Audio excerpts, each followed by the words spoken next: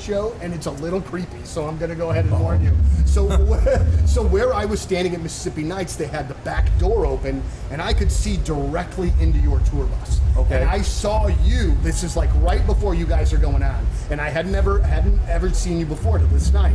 And you had like this black leather jacket on, like these skinny sort of jeans, and I was like, this dude is a bad man. And you were, and it was such a great show because that night it was a couple of different bands. Letters to Cleo were on that bill. Yeah. Ned's Atomic Dustbin were on that bill. I love those guys as well. So it was like a cool thing. But it was the first night that I saw you guys, and Vinny, you had this like for real frontman rock star presence about you that I thought was very cool at the time. You sure put the pressure on me today. Dude, where do you go from there? Right. But you know what though? And speaking of that role as the frontman is like an important thing, man, because not only the nuts and bolts of the creative side of the music and the lyric writing and stuff, but I mean having that image for the band is an important one, whether you want to kind of admit to that or not. Oh, certainly. And it's something that we, seem to cultivate early on in the career of the band. We wanted to do that thing.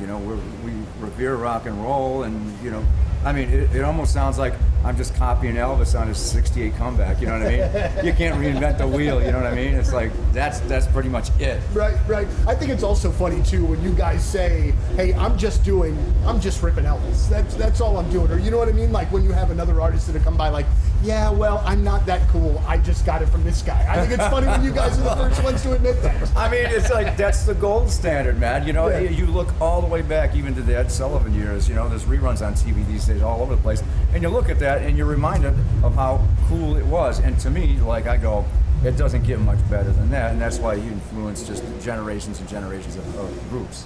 You're from an amazing city. You're from an amazing city that has this unbelievable tradition of rock and roll music. You have this city that has this unbelievable tradition of rhythm and blues and soul music.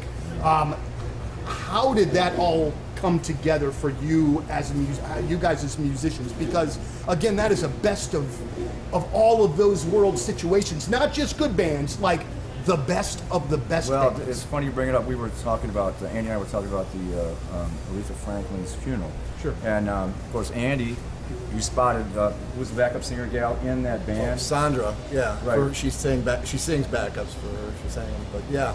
Well, a bunch of our friends were in the band, and the horn players, and yeah. Oh, without a doubt. And what struck me was just the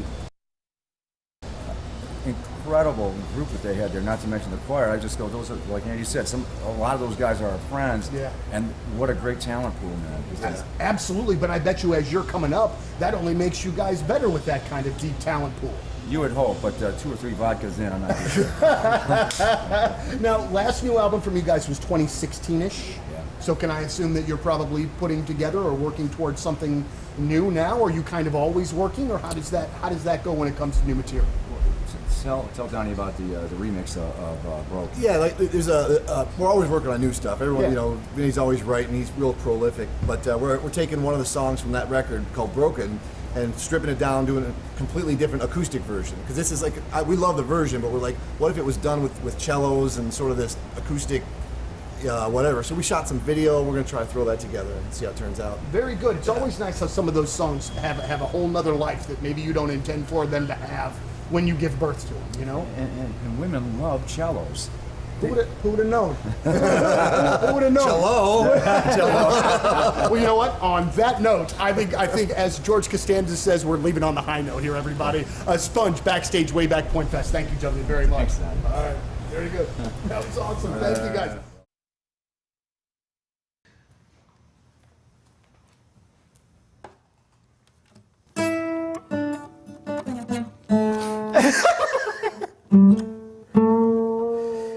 So if you change my mind 1,000 times, you better hear them say, yeah, yeah, yeah, yeah, yeah, I like it that way. Any man of mine better change their mind.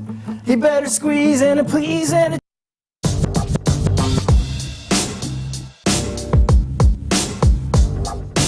All right, backstage at Pointfest, and for the first time playing our fantastic festival, a rock and roll band that we have come to like quite a bit in the last 6 to 9 months. Gentlemen, it's great to see you from Bad Flower. Welcome to St. Louis and welcome to Pointfest. It's Thank great you to have very you much. here. It's great to be here. So I want Talking into the fart mics. talking into the fart mics, absolutely.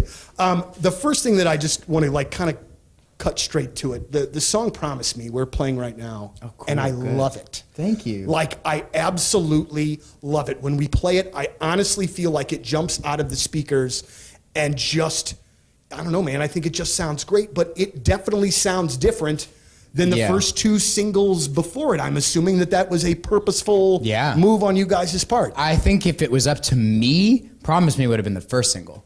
But there were tactics involved and as to why we went and did it in the order that we did. And I'm glad that we did it in the order that we did because Ghost was such a huge success. And then Heroin, we didn't expect to also be such a huge success. So it was cool to sort of like seal that and now come out with our song that is way less on the rock side that everybody knows us to be. Mm-hmm. And it shows more of who we really are, which is a more diverse group. Right. And I believe, if I'm not mistaken, Promise Me went #1 at Active Rock over the week. Heroin went number 1. I was like, it did? There we go. Hey, already screwed up this interview. Yeah, no, Heroin is currently number 1. We just went there. The reason that I say that is because on the alternative side of things, Promise Me is the one that we are playing right now. Totally. But you know, when you see those kinds of things happen, when you see, you know, the song move up the charts and see people start to play it and really react to it, as a young band, I just cannot imagine that sort of feeling. It has to be just a really rewarding thing because I'm sure it's something they've been working on for quite some time. Obviously have a lot invested in it. When you start seeing the comeback, more people at the gigs, how does that trigger in your mind? It is rewarding, but it also like it becomes normalized really fast. And that's the thing that we didn't expect to happen, that a lot of people don't realize happens, is we never really have that moment where we're like, oh my goodness, we've made it. Look at all these things that we have. It's just sort of like you keep hitting these small tiers and small tiers and small tiers, and eventually you reach a certain point. And if you do sort of look over that cliff at all your past and everything that you sort of went through to get to that point, it's pretty impressive and it's pretty fun to look at it. But we don't spend a lot of time doing that. We just keep moving forward. Right. Well, and I think that most bands will kind of say the similar. Yeah, because we'll never feel like we've made it to any degree. Like there's no level of success that feels like the end or the pinnacle point. We always thought there was, you know, like in the very beginning it was, we just want to get on tour. We just want to be the support band on the tour. And then we had that. Oh, we just want to sign with a record label. Then we got that. We just want to, you know, have our own fans who sing the lyrics back to our songs. We have it. Like we kept achieving these things that we wanted and they never felt like it was the end, which is a good thing. Right. Well, I was talking to the guys in Seether about this just a few minutes ago. Sometimes when you are writing, I've heard from those that are talented enough to write songs, which I am not one, that sometimes they don't like to listen to other things while they write because it unduly kind of influences them. Is that something? Oh yeah, it's a real thing. As well? For sure. Yeah. It's not that we don't like to listen to other things, but if you do, chances are some little piece of what you've been into is going to be it's going to be in your new music. It's just the way it is. Like a little chord progression, a little lyric change, like some tiny little thing. It's going to like recycle itself into your new work. So then do you hear that and go, I was listening to X and X at the time. Yeah. Out. Sure. But we also embrace that. Like if it's not straight up plagiarism or if it's not stealing, it's like, it's kind of cool. Right. You know, and I'd even admit to that at times. Like listen to this one part in that song. It sounds just like this. Clearly I was listening to a lot of that at the time. Did I read this? And I could have read this wrong. And if I did, it'll be embarrassing moment number 2 in our Spice interview. Girls? No. Okay. Did you guys record the I Don't Know How But They Found Me record?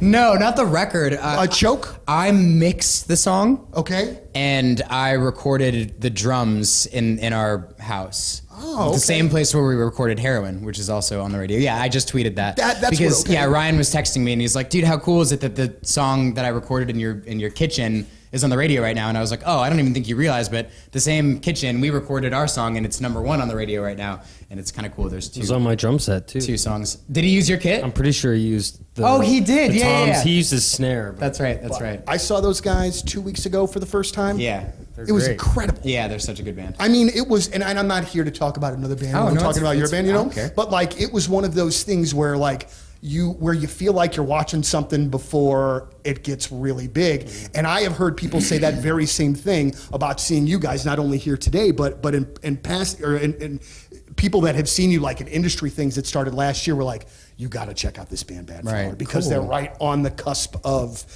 of breaking out. And that's when I first heard you, and it was about a year ago, and we have been playing you ever since. Nice segue from them back to us. That was perfect. You know, Like you snaked right back into it. I try to be a professional when That's it's all great. possible, but we're very happy to have you guys here, and again, we're very thrilled to have.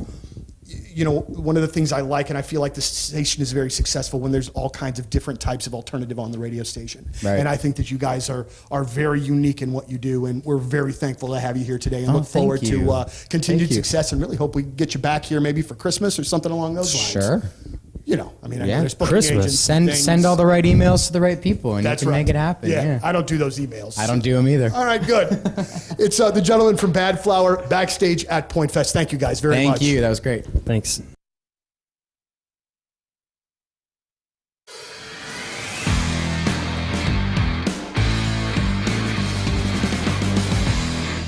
Yeah, I gotta say once again, thanks to Herb Equipment for bringing some toys up here to Riz Farm. And we gotta do some mulching.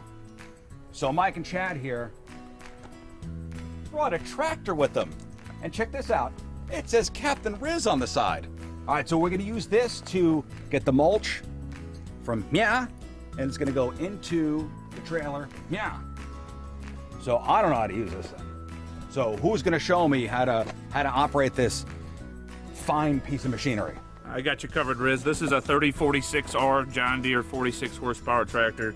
Hop on in, man. All I can right. give you a little rundown of everything. Where's the air conditioner? That's as fast as you go. It's the Okay. wind in your hair. Okay. Hey, the first thing you got to do is give it a crank over. So I turn the key. Whoa! At that point, that selective control valve, which is that lever right there, that'll operate that front loader. Pull back, that'll raise up. If you pull it towards you, it'll tilt it in. There you go. And it'll do the opposite. If you push it away from you, it'll dump. This will allow you to go forward, reverse. Very simple nowadays with Even I tractors. can figure that out. There's arrows. So the arrow pointing this way means go forward, and the arrow that way means go backwards that way. So where's the stereo? The stereo, that's the next thing we're going to put in for Okay. you. Yeah, but right here, that's where you get all your RPMs. So when you want to hit it and get it, push things forward. Oh boy. That's where all that horsepower comes. So I would assume the rabbit is fast and the turtle is slow. That is correct. All right, mulch. Here we go.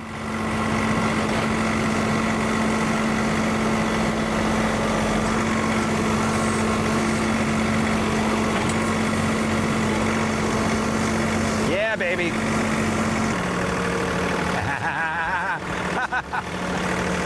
Bombs away! Now we gotta get that mulch onto that field. So I need to put that mulch in a trailer. So let's get the trailer down here.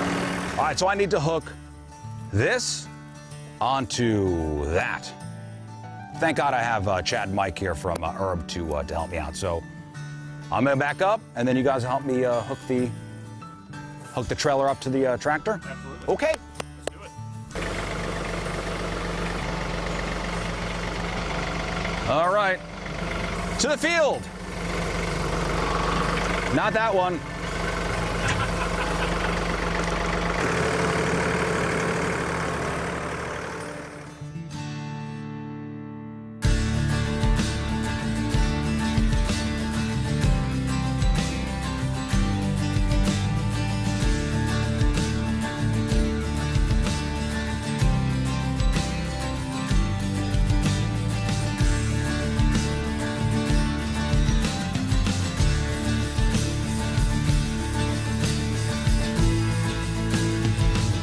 time to start mulching. Well, not me. I got some friends. I got some friends helping. So listen, I'm just gonna drive the tractor and they'll shovel the mulch out. Put it on the plants. You guys done yet? We're waiting for you to pull forward. Oh, I gotta pull forward. Sitting up there chitting.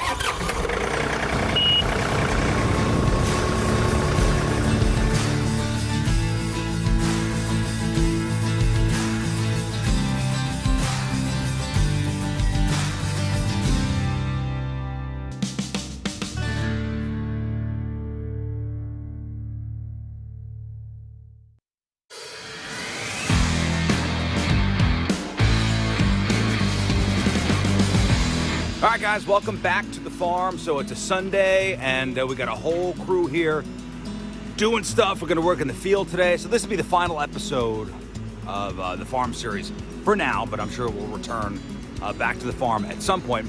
So I'm going to show you what's going on here, the progress of the plants, how those elderberries are looking, and we'll look inside the house, and I'll tell you about some future projects we got coming up here. And there's our tractor, courtesy of Herb Equipment, the Captain Riz tractor. We're moving some poles. Poles. All right, so behind me is another barn. This is a future project that we're gonna do. So we're gonna turn this barn into a greenhouse. So come on, let me show you what's going on inside. So this is where the old owner, I guess, stored some of his tractors, some of his big carts for the field. So eventually, what we're gonna do is we're gonna take the sides off and kind of renovate this structure and make it a greenhouse, so we could start cultivating our own elderberry brands and maybe start selling what they call the cuttings. Right now, this is home to many a groundhog. All right, we're out here in the big field, and I am going to show you the progress of some of these elderberry plants. So you saw at the beginning, pretty much nothing, and it's a couple months later, and I'll show you what these elderberry plants look like. Look at that. Mulch is down. Plants are looking good. You know, you'll see a weed every once in a while, but we gotta pull those. But these plants are looking sweet. There's my partner in crime, Cat the dog. All right, Cat. Let's go.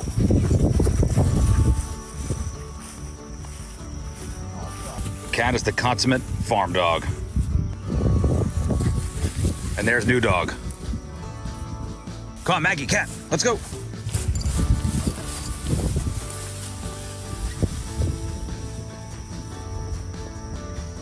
So I'm not sure if we're gonna get a very good crop this year, but this is basically laying the foundation down for years to come. First year being a farmer. So it's been almost 2 straight months of mulching. We're not even all the way done. See some of these rows? They still need to be done. Still need to be mulched. We've been taking down fences, trying to clear stuff out. So there's a whole nother area that we haven't even touched yet. All stuff beyond that fence right there. Basically untouched, but I guess we'll talk about that next time. We're talking about future projects. Check this out behind me. There's the house the old man used to live in.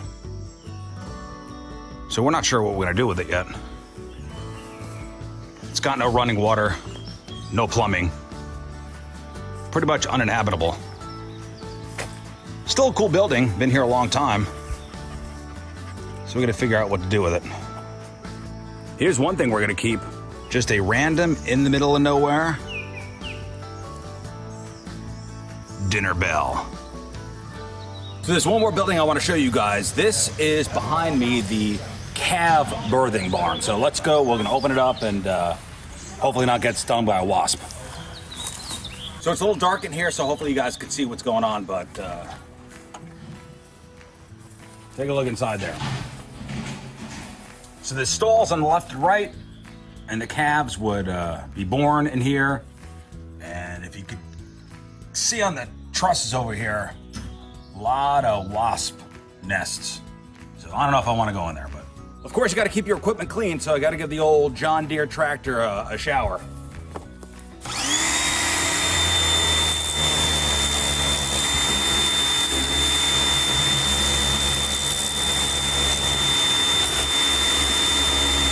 right, so that's it.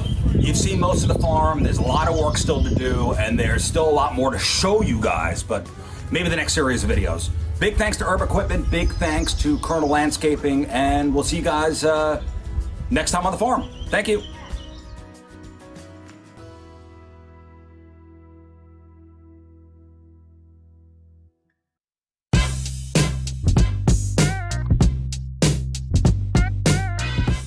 What's going on? It's Liv, and I am joined right now by a hailstorm. It is Pointfest 2022. So stoked to have you guys here, back from the dead, back here in St. Louis. Absolutely. Yes, she said it. Round two. Round back two. from the Roll dead. credits. Yes. The only storm today is going to be hailstorm. Yes. Oh my and gosh. we guarantee it. Yes. Now, what I wanted to bust out, why I have my iPad here, is I've been a fan of yours for a while. And I kind of talked about this a little bit with the struts, kind of watching your style change over the years. Oh, boy. And that's something I've definitely noticed with you guys. The first time I ever saw you was in 2011. Ooh.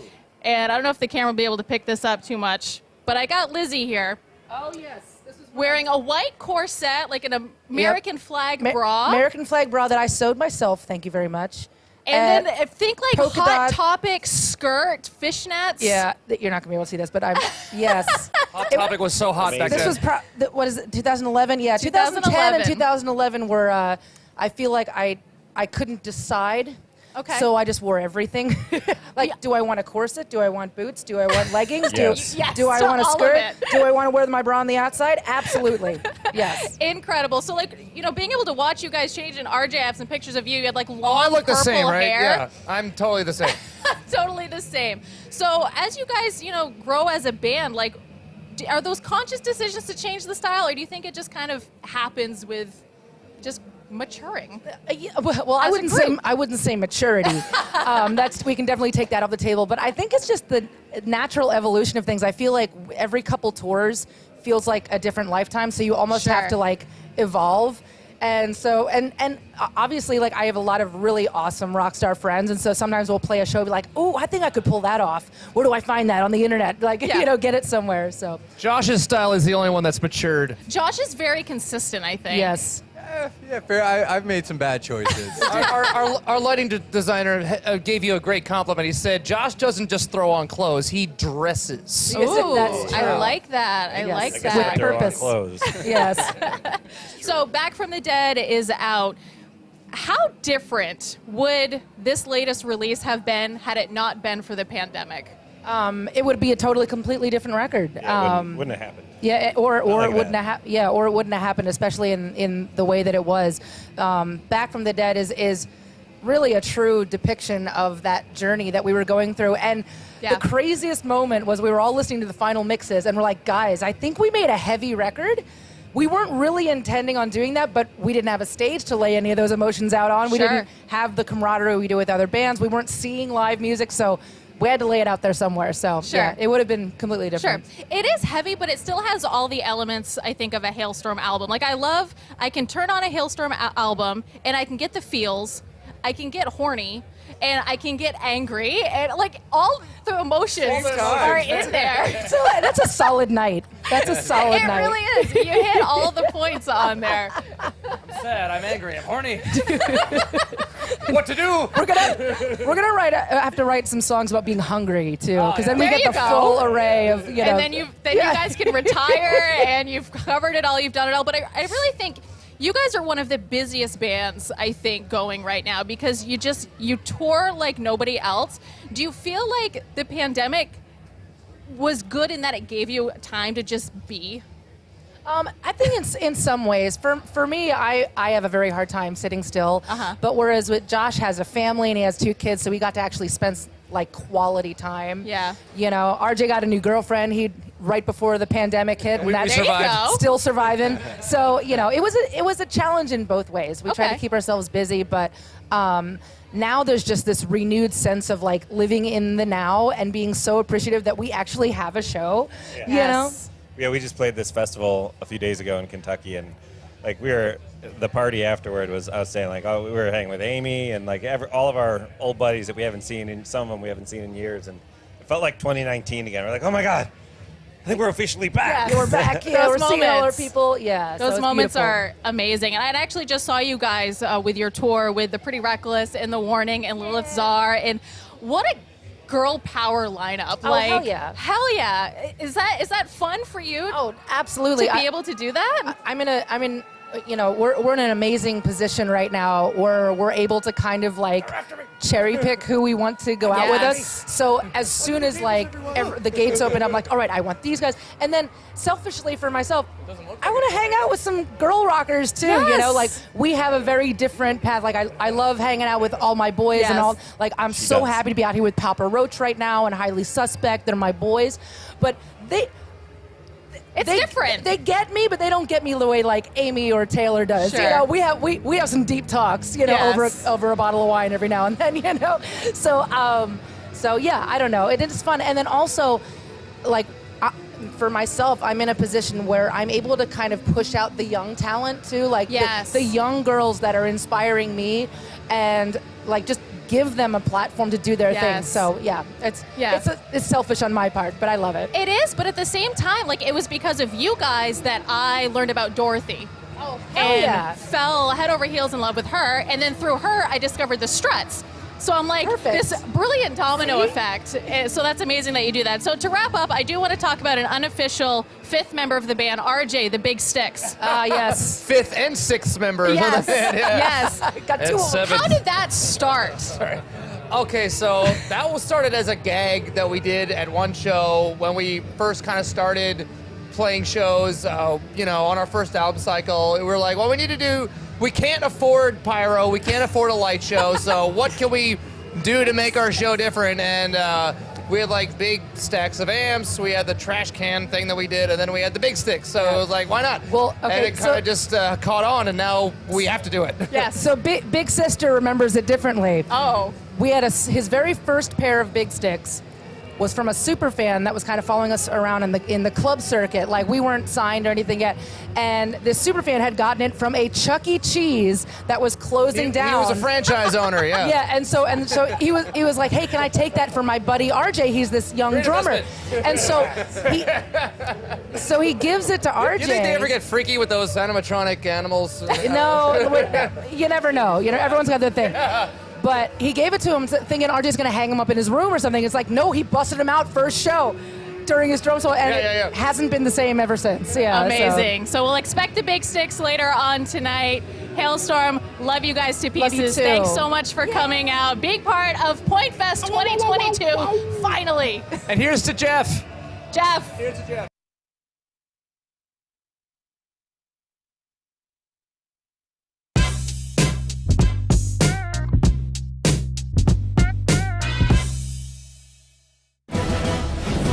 This is Rizzuto.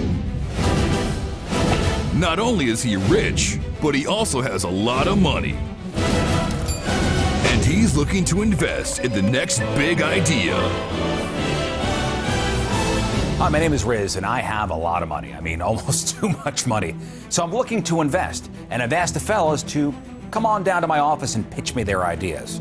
Do they have what it takes to be in the biz? Meet King Scott. By day, he's the producer of the #1 morning show in St. Louis. But by night, he's not at work anymore. Interesting. He says that despite all of his shortcomings, his one long coming is his knack for decent ideas. Hello, I'm King Scott, and I'm here to pitch my business idea to Riz, and I know he will definitely invest in this. It's a revolutionary business idea. It's going to change the world over, and I definitely have what it takes to be in the biz.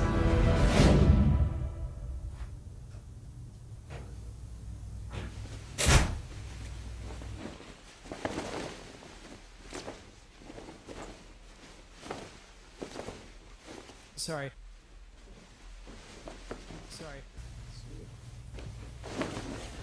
Hey. Take a seat. Hello there. All right. Yeah, make sure you speak into the microphone. All right. Yeah, I definitely will. Can I move the mic a little bit? Okay. Oh, thank you. Yeah. Well, hi, I'm King Scott. I'm so honored to be on RizViz. I mean, a big fan. Love the show. Hi, Gary. Anyways, I got a lot. Great. I got a really wonderful item, and you complain. Almost the biggest complaint I think in your life is your chair. And I actually did a study recently with the Pew Research Center, because that's all they do is chair research, that college or high school students, their number one complaint in school that's holding them back is chairs. And that's why I'm going to show you something that's going to revolutionize everything. And it's making the most comfortable thing mobile. And I'm pretty excited to show you what I have. It's the Rizzuto toilet. Rizzuto toilet. Great product. Can I show you the product? Are you going to put on the whiteboard? I got a whiteboard. Gary, if you could. You've, of course, met Gary. Yeah. Gary, the whiteboard, please.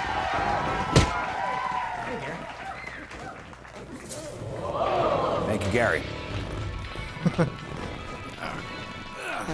Thank you, sir. I see you brought a briefcase. This is a pretty, so far so good. You're doing all right. Thank you. A real Full business. lollipops. Okay. Sorry. Come on, tell me the product. All right. I'm glad you asked again.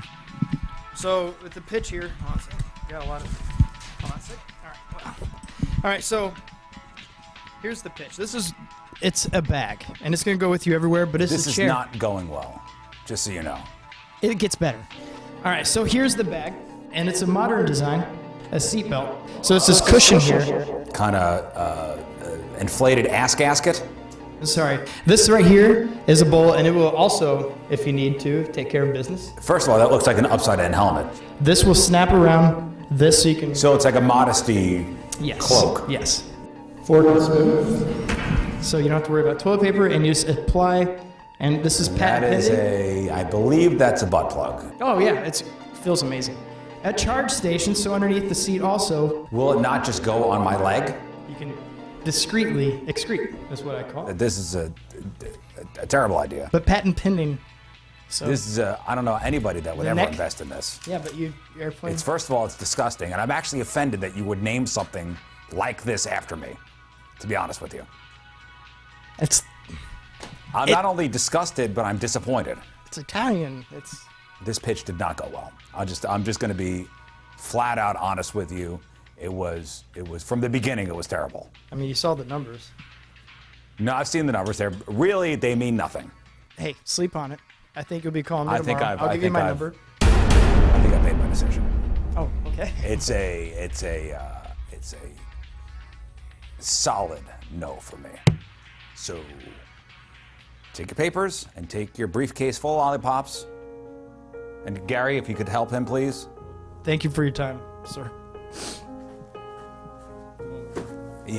Thank you for wasting my time, honestly. Thank you.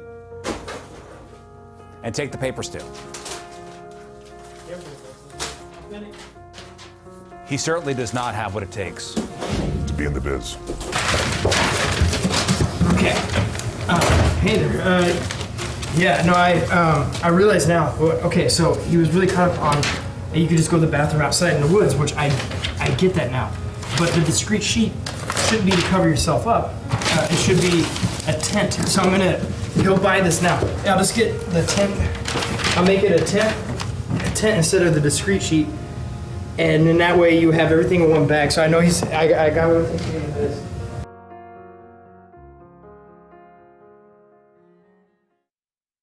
Is our guest on the phone? There's some guy named Bert on the phone. Oh. Bert. Hopefully That's the guy I'm supposed to be calling, right? Yeah, I think so. Ladies and gentlemen, the machine, Bert Kreischer on the phone. Hey, man. That was well played, gentlemen. That was well played. Well, we're expecting a call from Bert Cummings, too, so we're not sure. Oh, okay, good. You know, it's funny. I told my son yesterday, I was like, hey, I have one of my favorite comedians on the show tomorrow. He goes, awesome, you have Kevin Hart on. I go, damn it.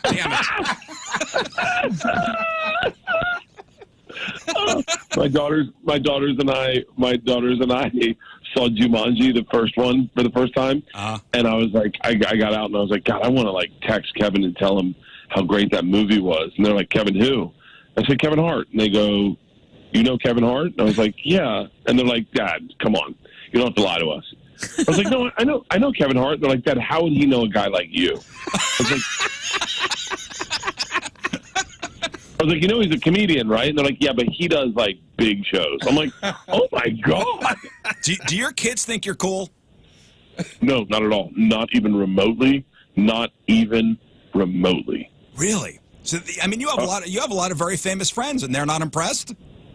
Well, first of all, my daughter's not a friend. My oldest daughter's not a huge fan of Joe Rogan's. She's a little woke. And so our sensibility, what makes us giggle, offends my oldest daughter. Oh, no. My youngest daughter's clueless. She doesn't it just, they have no clue at all. Like, they're, by the way, they're just, maybe you don't want your kids to think you're cool. I don't know. I thought my dad was a badass, but they think I'm an idiot. But they know their dad has a cool job. They know, their dad is a comedian, doesn't go to an office, every day. Well, you know what they know is that the boys that go to school that are the bros, the meatheads, the morons, the chest thumpers are all huge fans of their dad, and they're like, roll their eyes. The boys that are probably going to end up being problematic are all fans of their dad and all his friends. They said to my daughter Isla, you know Joey Diaz? And Isla's like, Uncle Joey? And they go, yeah, Uncle Joey. But Isla calls him Uncle Joey because he is her uncle. And they're like, that's so epic. Does he slide? And, it's like, I got dosed by Ari Shaffir in my backyard with ecstasy one time. I heard that story, yeah. These boys think it's awesome, and my daughters are like, yeah, he almost killed my dad. Like, they're like it's funny. So it's a slippery slope, gentlemen. No, I got it. Are you afraid of your daughters Googling you? And I'm sure they have. Oh, they've definitely Googled me. I remember the first time. Hey, hello, Friday, guys. We made it. Yay. Here we are. Moon's out today, so it's just the four of us. Yeah. Scott, Lern, and here's Rafe. And yours truly. Oh, it's yours truly. Hello. Oh, hello. Hello. It's yours truly. Friday the 13th. Oh, man. My people, where are we at? You guys superstitious? Nah. You just a little stitious? Just regular stitious. It's very funny. He's just regular. I don't know. I wouldn't say I'm superstitious. I like to err on the side of caution sometimes. Uh-huh. Black cat crosses your path. What do you do? Like, that's not a big deal. Like, that's not a big deal to me. I don't know. I'm not walking under a ladder. No, I'm not breaking wisdom, mirrors. Yeah. Good. I'm not stepping on cracks and breaking Hats on the others' bed? backs. Hats on the bed? What does that mean? What does that one mean? That's bad luck. Oh, I didn't I know was that. told it was bad luck to Whoa. put your hat on a bed. Who said this? Is this new? I thought it was your people. It attracts these the bed new bugs. They witches? love hats. My Yeah. people. Italianos? The Italianos. Yeah. Umbrella in the house. No. Who's my people? I don't know. The tribe, buddy. Oh. Those people. Well, we don't have internet, so I can't tell you. But Oh, you're out of internet. Oh, we didn't pay the bill. Damn it. I'll call Where'd you Rick. use up your internet for the week? I think I used it. We're on a budget here. Yeah. We're on a burner internet plan. You only get so much internet. $50 prepaid internet is down. No, we got one of those discs from AOL. Oh, yeah, we got a whole stockpile of them. Yeah, you got another 15 hours. We got to get the disc. How did that thing even work, right? You put the disc in, and then what happened? I don't know. Magic. That thing. There was magic in that computer tower. I think it was a fake internet, and it would just open up like what you thought was the internet at that I don't know. time. It used to come the free hours of AOL.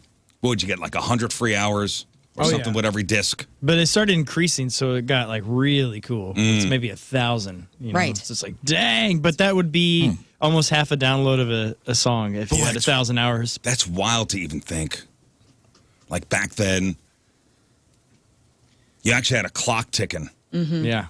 Uh-oh. I only have so much more time left on AOL. We should go back Gotta to that. shut the chat down. My buddy had That would be great, a actually. fancy computer, and I remember it was on a Sunday afternoon, started downloading the Phantom Menace trailer. Cool. Because it just debuted. And we had that load, and then we had stuff that night at church, all this, and we came back to his house around 11 or so, and it was like just finishing up. Wow. But we got to watch the trailer, and it was a big deal. So like a 30-second trailer took it was 11 so hours. dumb. Oh, Ben on here says on his feedback, hat on the bed was because Back when doctors made house calls, they would put their hat on the bed. Oh, no. And when the doctor made a house call, usually bad news. Dysentery. Yep. Ooh, you have a headache? Oh, we have to drill a hole in your skull Yep. to release the demons. Yep. Yeah. I looked it up. It said people thought evil spirits lived in the hair. And these evil spirits Clearly were they- actually... Well, if you don't wash your... Static electricity. They make you itch, man. Static electricity was mistaken for evil spirits. I get it. Wait a Their minute. hair popped and crackled, a reaction attributed to spirits that lurked among the locks in their hats. And laying a bed, hat on the bed, would transfer that to the literal place you laid your head at. I get it. Does this mean Scott is the most evil on the show? I thought Because he I has was. the most hair. And also headlights. I don't wear a hat. Cowboys. most hair. When I said your people, I meant cowboys. But it, it goes in the hat, then it goes to your bed from your hair. Okay. But if you don't have the hat, then it never. No, connects to listen, that. I'm not superstitious, really. Again, I'll err on the side of caution. I'm not going to whistle in the house. That's another one. Don't whistle in the What? house. I've never heard that. That's a Russian one. That sounds Russian. Oh, my mother-in-law would yell at me. It just sounds do like you- trying to keep happiness out of your home, which is very Russian. Yeah, how do you skip around your house if you're not No, you whistling? can't. You got to take it outside. Do not whistle. But yes, it is Friday the 13th, and since it's also October, I guess this one feels just a little more frightening. So an estimated 17 to 21 million Americans have a fear of Friday the 13th, and it can manifest in many ways. People refusing to fly on a day like today. Yep. Or, some people would not leave the house at all. Right. And since so many people change their plans or stay home, businesses in the U.S. lose an estimated $800 to $900 million each time there's a Friday the 13th. You know who's making a killing today are the tarot card readers. Jason Voorhees. Yeah, I was gonna say, he's making a lot. The max number of times that a Friday the 13th can occur in any given year is 3. But it's guaranteed to crop up at least once a year. This is the second Friday the 13th of this year. The first was in January. The next one won't be until next September. Okay. So this is it. Good to know. Enjoy. Think we have to wait a long time for another one? Yeah, but October, it really means more that it's fallen in October. Yeah, that's I right. agree. It's a little more spooky. I think this is spookier than like a Friday the 13th in February. You know what I mean? Like you might acknowledge it in February and be like, ha ha ha, it's Friday the 13th, oh my God. But in October, you're kind of like, oh God. Yeah. Oh, no. Something You a little, say it like you're joking, and then you'll get in your car and like just hold on to the steering wheel for a minute and stare and be like, should I be driving right now? There's something a little more about today. So what are the origins of Friday the 13th? Do you know? Like, why is Friday the 13th a thing? And is it only a thing here in America, or is this a worldwide thing? Tell us more. I'm going to tell you. Papa. I'm going to tell you. Pull up a chair, kids. Now, the origin of Friday the 13th is believed by some to come from the Bible story of the Last Supper, which saw 13 people gathering together on the night before the crucifixion. Judas Iscariot, the guy believed to have betrayed Jesus, was the 13th member of the party. Okay.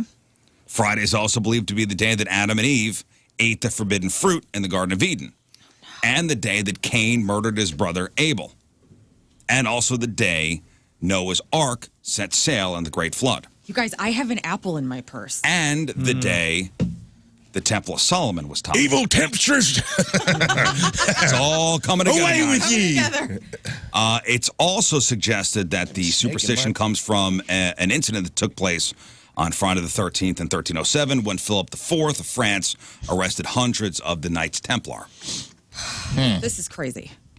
Now, while, yes, we do subscribe to the Friday the 13th tradition here, or superstition here in America, it's not a universal thing. In Italy, 13 is actually believed to be a lucky number, which is also the case in Egypt and in China.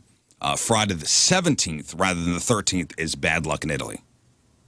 In Spanish-speaking countries, Tuesday the 13th is considered to be a day of bad luck. See?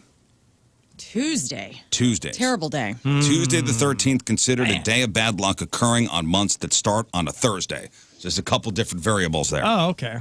Greek people also consider Tuesday, and especially Tuesday the 13th, to be unlucky. In Greek mythology, Ares, the god of war, is associated with Tuesday, and various unfortunate historical events took place on Tuesday the 13th, such as, and everybody knows this, the fall of Constantinople. Yes, of course. And the fourth Crusade. Oh, I thought it was Oh, the fourth one. Okay. Tuesday, April 13th, 12:04. Wow.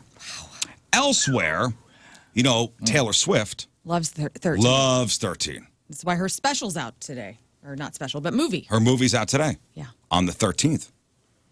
She's kind of turned the whole superstition on its head. She considers 13 to be lucky, often writing it on her hand before her live show. She says, I was born on the 13th. I turned 13 on Friday the 13th. My first album went gold in 13 weeks. My first #1 song had a 13-second intro. Each time she won an award, she was seated in either the 13th seat, the 13th row, the 13th section, or row M, which is the 13th letter.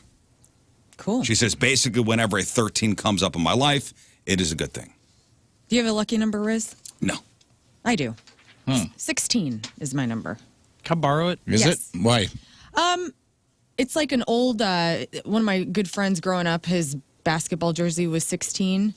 And he loved that number, and so I kind of was like, "That's cool," because he was neat. And then I just kept it all these years. And so He tucked his shirt in, or he was interesting? he was interesting. Okay. And then whenever I played soccer, that was like when you pick your jersey. I always picked. I was number 10 always. Okay. I was always a number 10. So maybe that was my lucky number. Did you guys have a number that you picked for sports?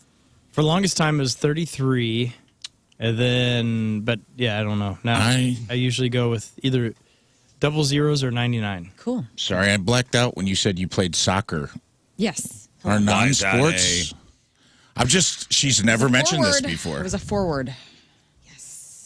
And what happened with the soccer career? Just didn't take off? Do you want the real truth? Yes. So growing up, I played soccer, and then when I was in high school, I played soccer. And high school soccer. Whoa. Yeah. Wowee. Then I was on a co-ed indoor beer league out of high school, and I played, and nobody in my family cared that I played, and so I just let it dissolve. Nobody went to your games? No. Oh, my God. Yeah. So when I was a child, my dad signed me up for my first soccer team, West Frankfort, Illinois. Did well. Loved it. Fast. Soccer down. Star on the team, huh? Close to the ground. Could be goalie. Forward. Even though I was small, could be goalie. Scored a lot of goals. They called me Fungus on the team because I had eczema on under my shin guards. And to be honest with everyone, I didn't make varsity till senior year because my coach was feeling very sorry for me. So anyway, first time I hit my first goal in. Eczema, get in there. Nobody pass her the ball. Coach. That's not contagious. Coach, is it? you shouldn't call her that. Well, fungus actually could be an advantage because the other team's scared to get close to you. That's so right. just run right in and get the goal every Dude, time. I had hot pink hair and I was a lunatic. And had a skin condition. And a skin condition. Had to get an ointment. Topical steroids. Don't ask me about it. Don't ask. Okay. Anyway, I stopped playing soccer I thought it was because fungus. I infected my team with goals. I always thought it was going to be a cool thing, too. Like, I was all over everybody out there. Like, they called me the fungus. Fun guy. Spread all over Nope, the field. it was straight up topical. Look, it was straight up topical. I did well. The first time I ever scored a goal, you would have thought that I was the star on the team. It was just the first goal I ever scored in high school. Only goal I ever scored. And, but I made the team laugh. And I feel like that was my goal, my gift. Honestly, that's more valuable in the long term than anything that happened on that field. Thank you. Where were you? If you would have been there to support, I probably would still be. I would be on the MLS team here. I would have. I would have been like, I would have sat apart from all the other people and really made a show of it. That one, like, overprotective dad that brings his own lawn chair and sits way down the right field line in baseball. I don't know what the equivalent of that would be in soccer, but offside. So you score your first goal, you're going crazy. Yeah. You look around, Ma, Dad. Nobody's here. Nobody's here. And honestly, Nobody's here. Coach Churchill and his with the guys, spotlight on it. Did you always leave tickets for your mom and dad? I did. That's why I always looked in the stands. Mom, where are you? And then her excuse, of course, after years of therapy I've had, was I had a baby and I had to take care of the baby and I didn't have time to come see. I was your baby. Oh, man. I was your baby. Yeah. It's awful. Where man. were you? Your other baby Therapy. just scored a goal. Yeah, you look towards the stands and nobody's there. Just an empty. My dad lived 2 hours away. My mom and my stepdad was always on the road. My mom never arrived to the An game. empty folding chair. Honey, I was busy heaping love on your sister. Yep. Anyway, enjoy therapy. Yeah. Good stuff. Just kidding, Jill. Anyway, You're awesome. Jill she comes to all my band events now because she Okay, feels that's awful. good. She's So making up for it. Yeah, she's all right. Well, and now when you look in the That's sweet. When you look into the crowd, there's Jill. Oh, she's on the Rocking table. out. She's looking good. On the table. Ma, settle down. I know. I think Get off the bar, Mom. we may have just discovered a bucket list item we didn't know existed, which is score a goal in front of Jill. Let Lern score a goal in front of her mom. Oh, my God. And this could yeah. coincide with Moon wanting to Yeah. score on one of Whether those you wanted it or not, I think it might need to happen. Yeah. Yes. Oh, the support I never had. That's the saddest, sweetest thing I've ever heard. I would probably break down in tears. Four dads, one mom. Heart, clear eyes, full hearts, can't lose. No. Yeah. No one's laughing at you this time. I'm emailing City right now. Yeah. Please. See if we can make this happen. Then we can all go into that crazy. Still at Yahoo. So that just charges you without taking your wallet out. Friday the 13th, great day to avoid the black cats and the ladders and anything sharp, unless it's a tattoo gun. Hey, what's that? Because Friday the 13th has become one of the most popular days of the year to get inked up.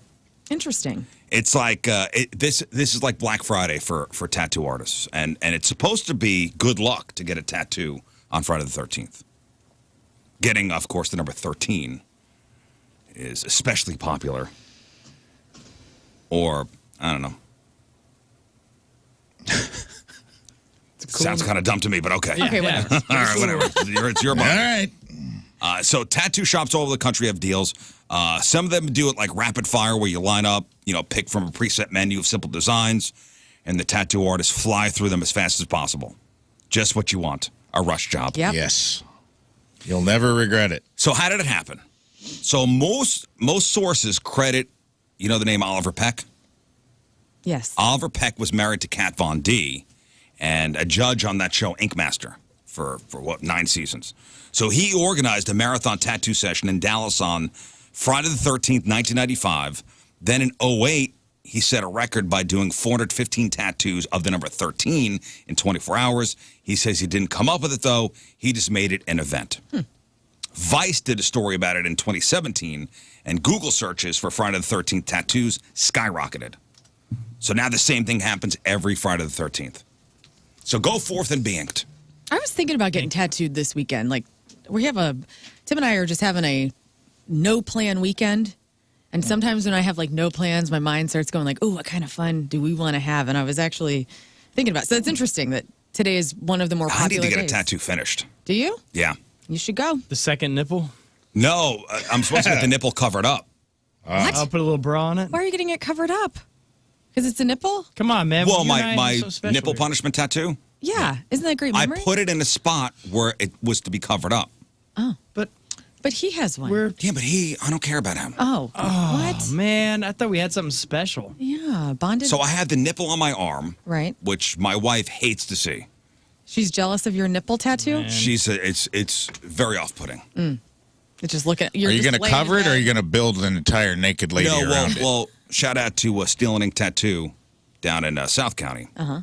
Brandy, who's wonderful. We designed something to build the nipple tattoo in and just have it covered up. What would you possibly be building around a nipple? It's got to be a flower. Like, are you cover? It's a flower, like a flower would go. Did it? Would go Yeah, over all you got to it. do is So a you little. couldn't see it. You could put a little stem underneath it, and you got it.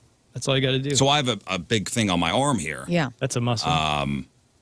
What is your little half sleeve all about? I don't really ever look at it deeply. I mean, there's flowers, there's Statue of Liberty in there, there's That's the arch. cool. That's a whole thing that we designed. And then once the year, so you had to have the nipple tattoo for a year.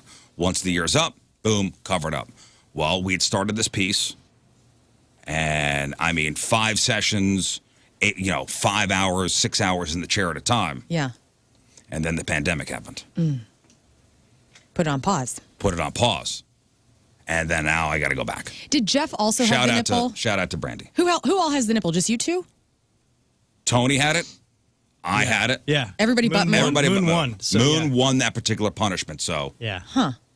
Okay. Which so is a he was the bummer. one Which that is did a bummer. not get it. Yeah. He needed it. No, And Jeff he, had the tattoo. ironically, has no nipples. So Yes. that Yeah. was, he could have used it. He was kind of jealous of it. Yeah. Yeah, I'm not covering mine up. I don't think you should. Yeah. I like that. Why? You make it a donut. Make it a donut. Make it a no, it's donut. great. And if I ever have my arms up on the door or something like that and the sleeves come down, It's hilarious how everyone always looks at that like, huh? Yeah, is that a I always nipple? forget Yes, it about is. that. Do you Yes. ever blur out the nipple when you take a photo of yourself for like No. Instagram? No, Probably it's a part, it's a should. part of him. Yeah. But it's in a spot Part of you where now. I'm rarely in a sleeveless kind of blouse.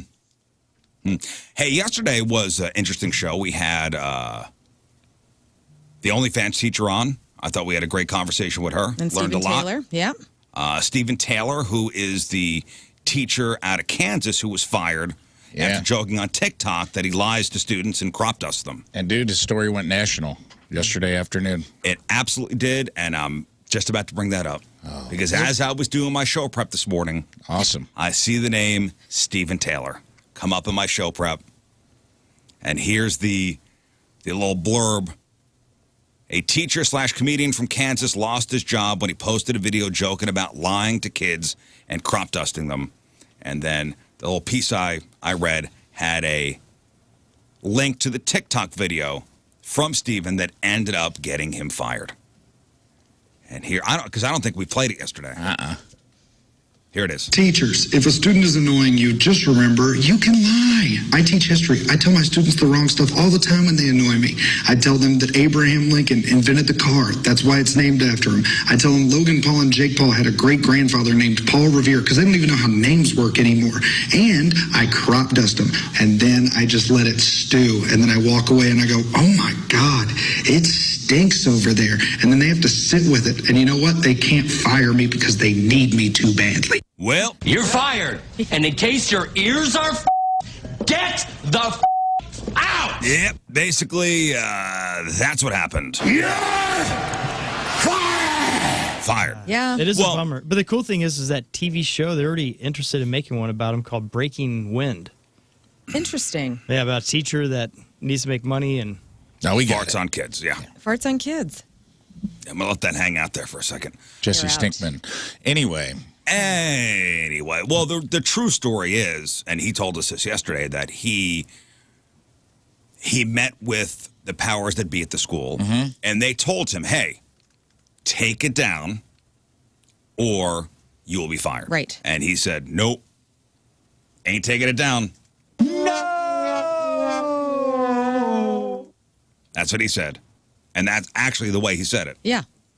That's an actual audio from his meeting with the powers that be at the school. Yeah, the board. And let him go. Let him go. And he's a teacher that did good for the school. I know Rafe said he built a studio for the kids to learn man, he had a really good radio relationship. skills. And he kind of downplayed that yesterday, probably from Midwest humbleness, but he built with his own money on a $45,000 a year salary. He built these kids in an alternative school who are from a lesser income backgrounds, a sound studio where they could learn what we do. Well, not me, but you do. Radio skills. Yeah, you built in a board and they built in a recording studio so they could do podcasts, music, whatever they wanted to do. Yeah, that's that. On top of a lot of other extracurricular stuff he did for free. Tutoring after school and stuff like that. Yeah. Oh, man, a teacher who cares. Yeah. Let him Get him go. out of here. Get him out of here. We don't need your kind around here. Also, Get him out of here. Crop dusting is like, I wouldn't want my kid to be crop dusted on, but it was a joke. Yeah, and It was also a lying. joke. The whole thing about lying was also a joke. Like he was just being goofy. Yeah. Like there's no humor anymore. Yeah, there's some humorless trolls living out in the world. Well, listen, they gave him the option. He said, no, I'm not going to take it down. And he wound up, I know we told you yesterday, getting about 30 stand-up gigs out of the whole thing. So I hope he'll be all right. I think he will. I think, everything happens for a reason. It sounded like, he was thinking about the transition anyway, of trying to go all in on comedy probably the year after. It happened a little sooner than he wanted. But I also don't think that I could be wrong, but I don't necessarily think his situation is going to be a non-qualifier forever. I think there'll be a school that's like, this is not a big deal. Yeah, I hope so. Or even if he wanted to go back to teaching, I think that avenue could possibly be open to him. Yeah. Yeah, because they may say, hey, why did you leave your last job? And he'll go, well, just Google my name. Google Stephen Taylor, crop dusting teacher, and you'll And you'll find out everything. Yeah. And hopefully, whatever. If it's like an agricultural school, they'll misinterpret it and be like, great, we need somebody. Yeah, we need that. Literally. That's a skill. Got your pilot's license? And yes, hopefully another school district will go, this is stupid. You were let go for a dumb stupid. reason. Now, there's another teacher, not the OnlyFans teacher. And again, we found out yesterday she resigned. She was never fired. She actually resigned and will now be thriving Yes. as an OnlyFans content creator. Oh, and there's a lot of content. Yeah. A lot of content. She's killing it. She says she's in the top 0% Right. of OnlyFans creators. I don't even know what that means. Me either. That seems like a tough stat to get That's to. the most. That's the most. That's crazy. The most. She'll be all right. She'll be all right. Well, maybe even the biggest revelation of it was her husband, who nobody really talks about, and thanks to Lern for actually bringing the husband up. That was great. Great question. Thanks. Hey, what does your husband think? What does his employer think? He was forced to resign from being a lineman, not a football lineman, but like a power line. Wichita lineman. Yeah, for the county. I still stand by it makes zero sense because he is the most focused man breathing right now. Of course. That guy's got empty grapes every day. Yeah. Just up there. Only- Laser focused. Laser focused. Mistake. course. Huge mistake. Yeah, that was odd. But this teacher out of Texas, she had to resign after being accused of doping her students with melatonin gummies. Oh no. Yeah. I would be pissed. If my it was your kid? Yeah. I would be. This would make me extremely mad. I'm the only one who gets to give my kid melatonin. Yeah, and listen, she wasn't giving the kids NyQuil. She was giving the kids melatonin gummies to calm them down. Here's one of the parents talking about it. They found it was melatonin gummies. They did find the bottle in the classroom, from what I understand. We just noticed at least on 3 occasions when he came home, he was completely lethargic. He was stumbling to get off the bus. She had called me a few times asking, what do you do at home? What do you suggest at home to get him to calm down? He's very active, and we sometimes have a hard time getting him to focus back on the task at hand. Listen, it says nowhere in the handbook you can't dope your students. Yeah. It's funny the idea of not having them just go outside real quick, run to the track and back, and get some of the energy out. That doesn't work. Well, these are kindergartners. Yeah, have them Maybe run being real a kindergarten teacher is not her thing. No. Yeah. Kid that's energetic. That's weird. I've never heard of that. I would be That's livid. unusual. Like, you have no idea what the health is of your of this kid. You know, and yeah, melatonin is simple enough. Don't give my His kid body's anything. already producing enough of that. Of at that course, age. you can't do that as much as you'd like to, and I'm sure there are plenty of teachers out there who are listening to this going, Yes. Man, I wish I could do this. I know. I'm can't. sure you But wish. you can't. You can do vodka and cherry Coke. That's how you do it. Everybody knows that. You could do it the natural way, cherry though, Coke. where you sound like Ben Stein and you just get your kids to fall asleep. Yeah, I don't think that's going to work with kindergartners. Okay. Yeah. Can I just say, not to backtrack, I looked up the top 1% of OnlyFans and the top 0%. Have you looked it up? No. Top 10% of OnlyFans content creators make over $1,000 a month. Top 1% make more than $6,000 a month. Top 0.1% make over $100,000 a month. She's gonna be okay. Oh, she's killing it. Mama gonna be all right. For now. For now, it'll fade. But dude, think about this. I hope she's good with her She money. makes $100K a month for a year and a half. What is that? I don't know. 200K? Don't ask me to do math. 200K-ish? So 100K a month? Yeah. Okay. What is that? How Times long? It's $1 million, right? 100K a month would be $1.2 million this year. Yeah, 100. Yeah, 1.2. So in a Yeah, year, she'd make 1.2. $1.2 million. How long would it take her to make that as a teacher? Would she ever make that No. as a teacher? Hang on, divided by a wrote a book or $45,000 something. salary, 26 years. So she's going to make in a year what she would have made in 26 years as a teacher, Yeah. if this holds up. Even if it's just for a year, Yeah. which I hope she's good with money. Like, she save can keep it. going. She's Save got to the keep money. cranking out that content. Don't say. Don't say crank. Well, come on. That's what she's Yeah, well. She's got to keep putting out that content. Yeah. Putting out, don't say putting out. Putting out hot content. She got to keep Making that hot content. No hot Ooh, content. that hot content. Woo! Tent. That hot content. Congratulations. Yeah. Quite frankly, and you're welcome.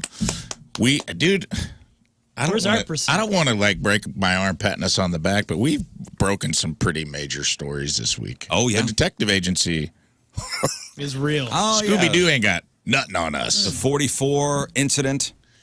Yeah, Tuesday with the shootout on the side of the road. 44 Finger Bandit case has been reopened.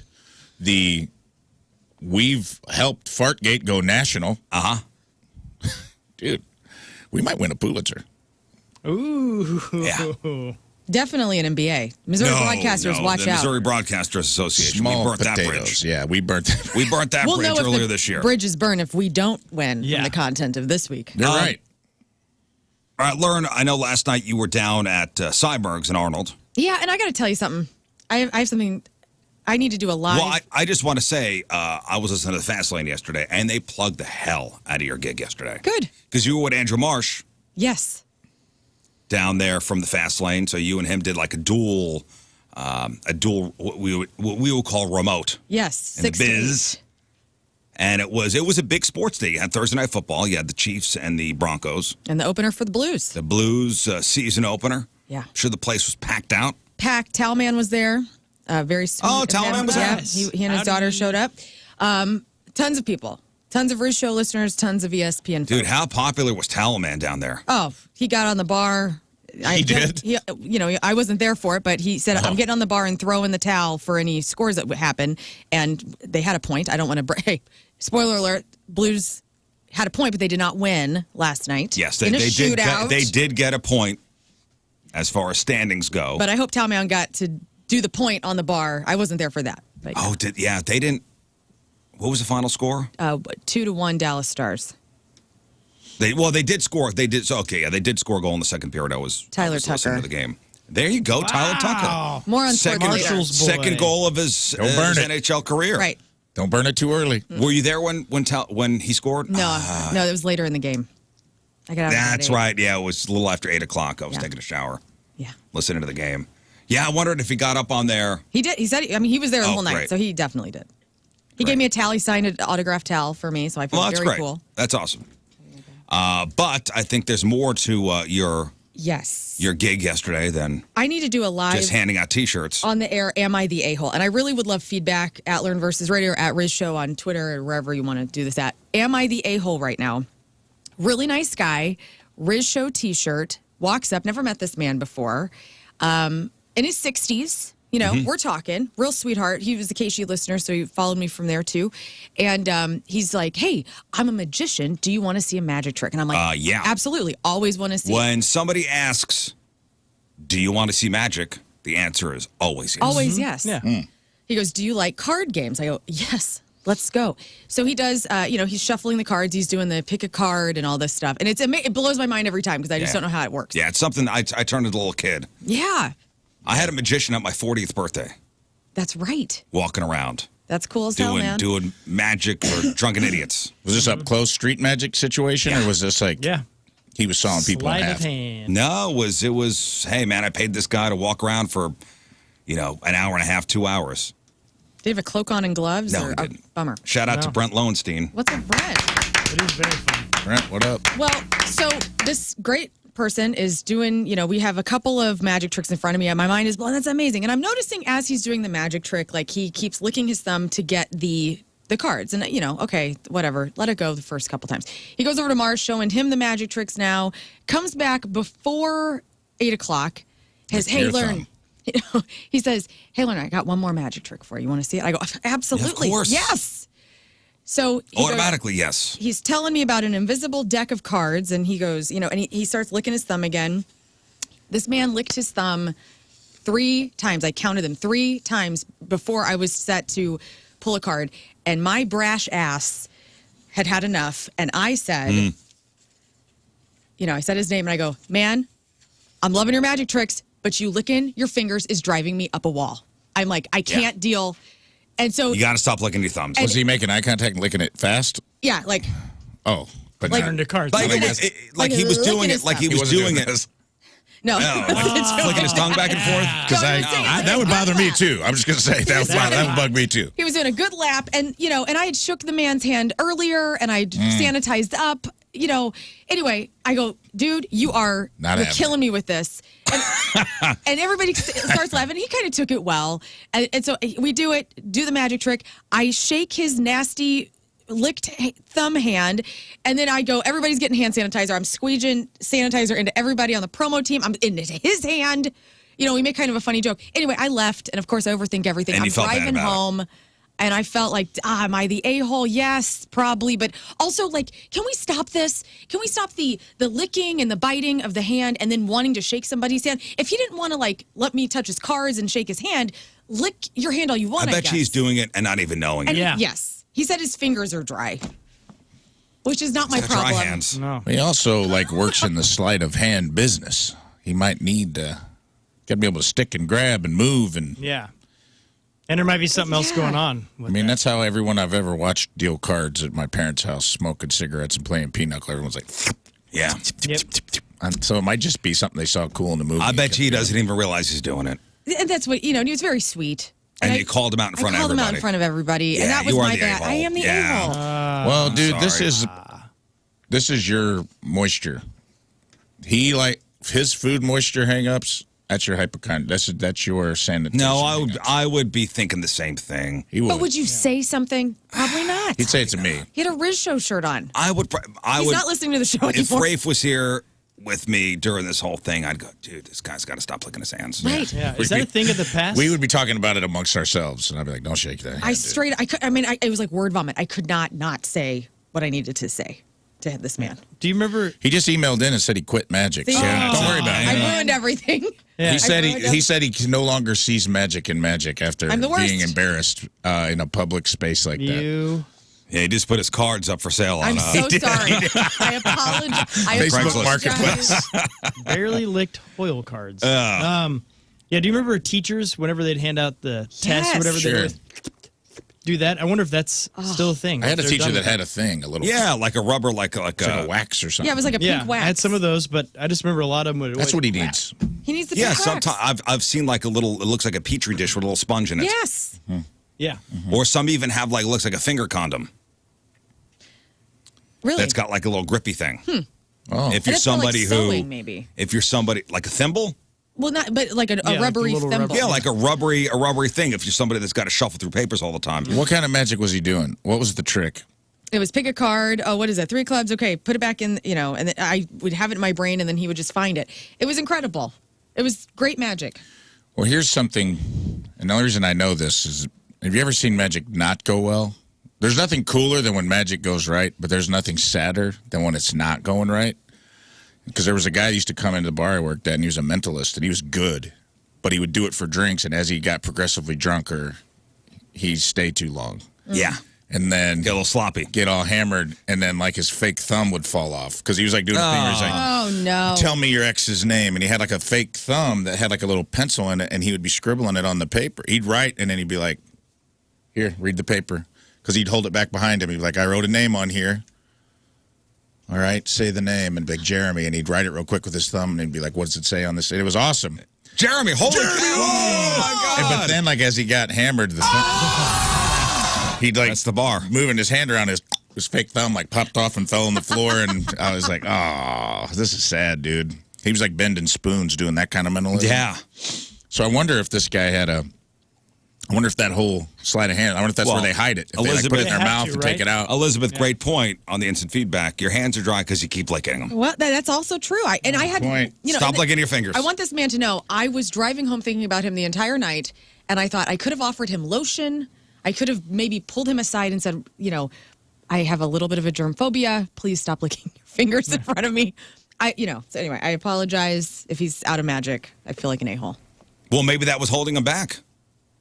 Maybe he could have been the next David Blaine. Whoa. And he went for an audition, and whoever was there was like, this guy. Was like, we can't. This guy keeps can't licking have his fingers. Yeah.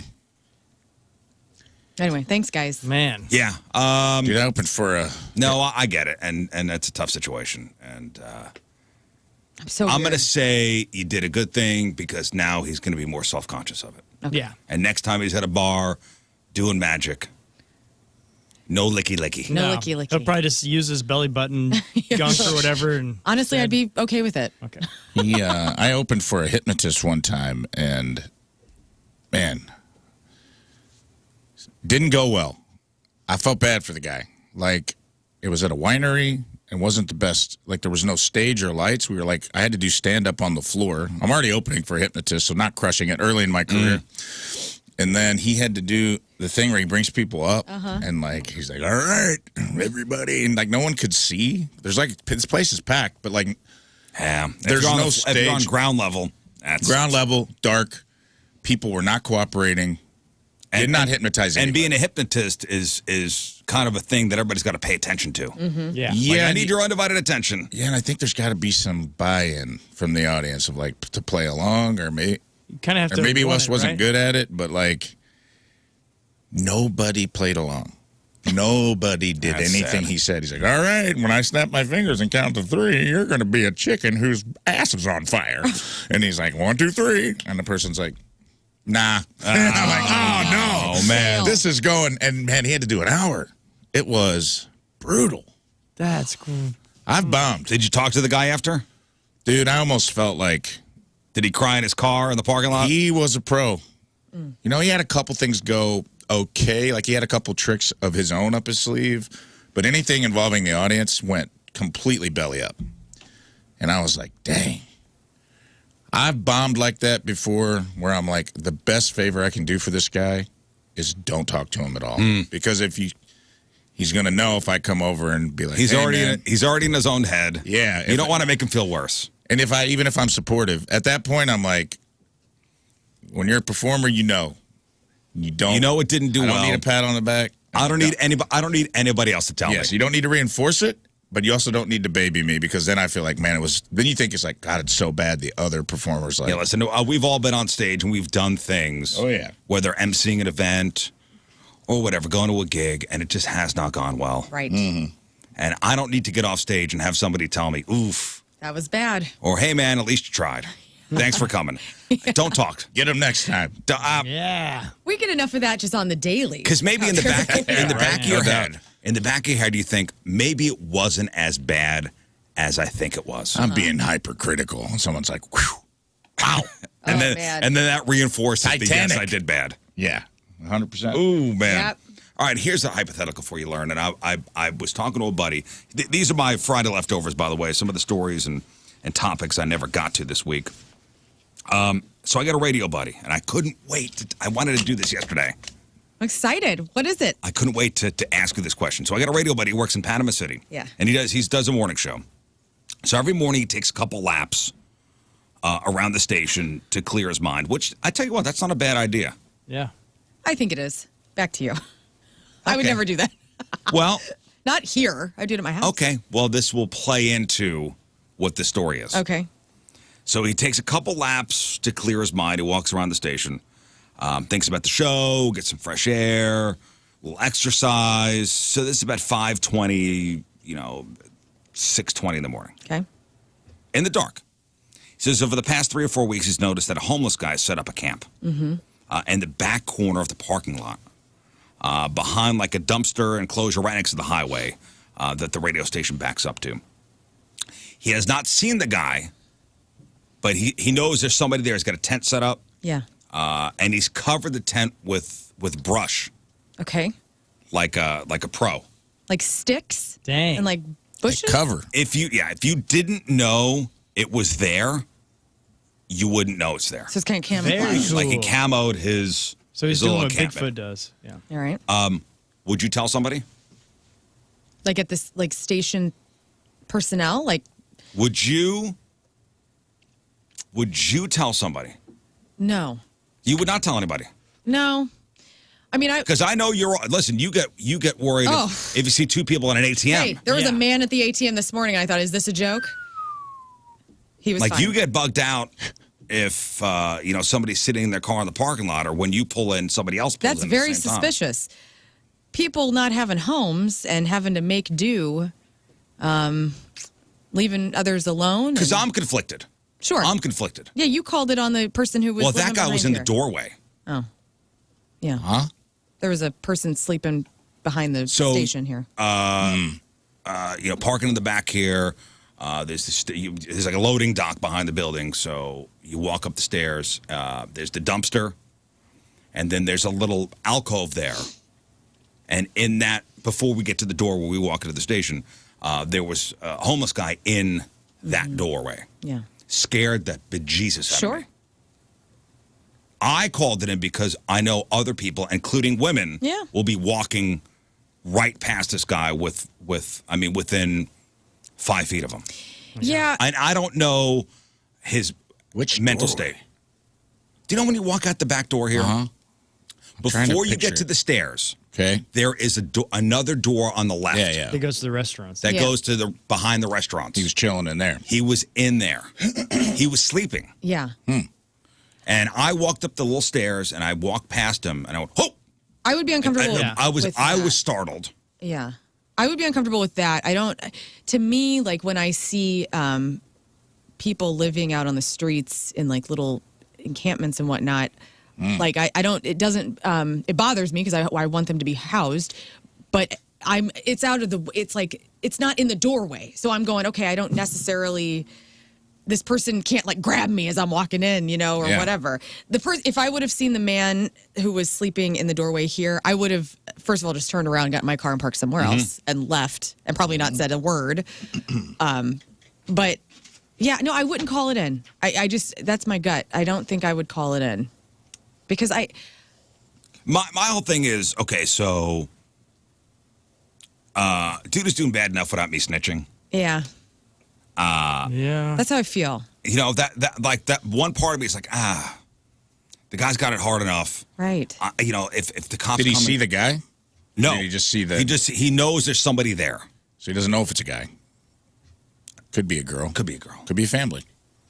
Yeah. For all he knows. He knows there's a tent. But And he doesn't knows know whoever this person is. That's the tough part is because has camo.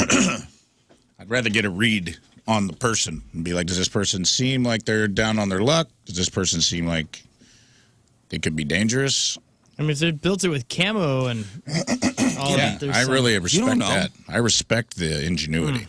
Yeah, but you don't know. I think that alone would make me not snark. Yeah. I can't do it anyway. Why are they homeless? Is it because of a mental thing? What's going on there?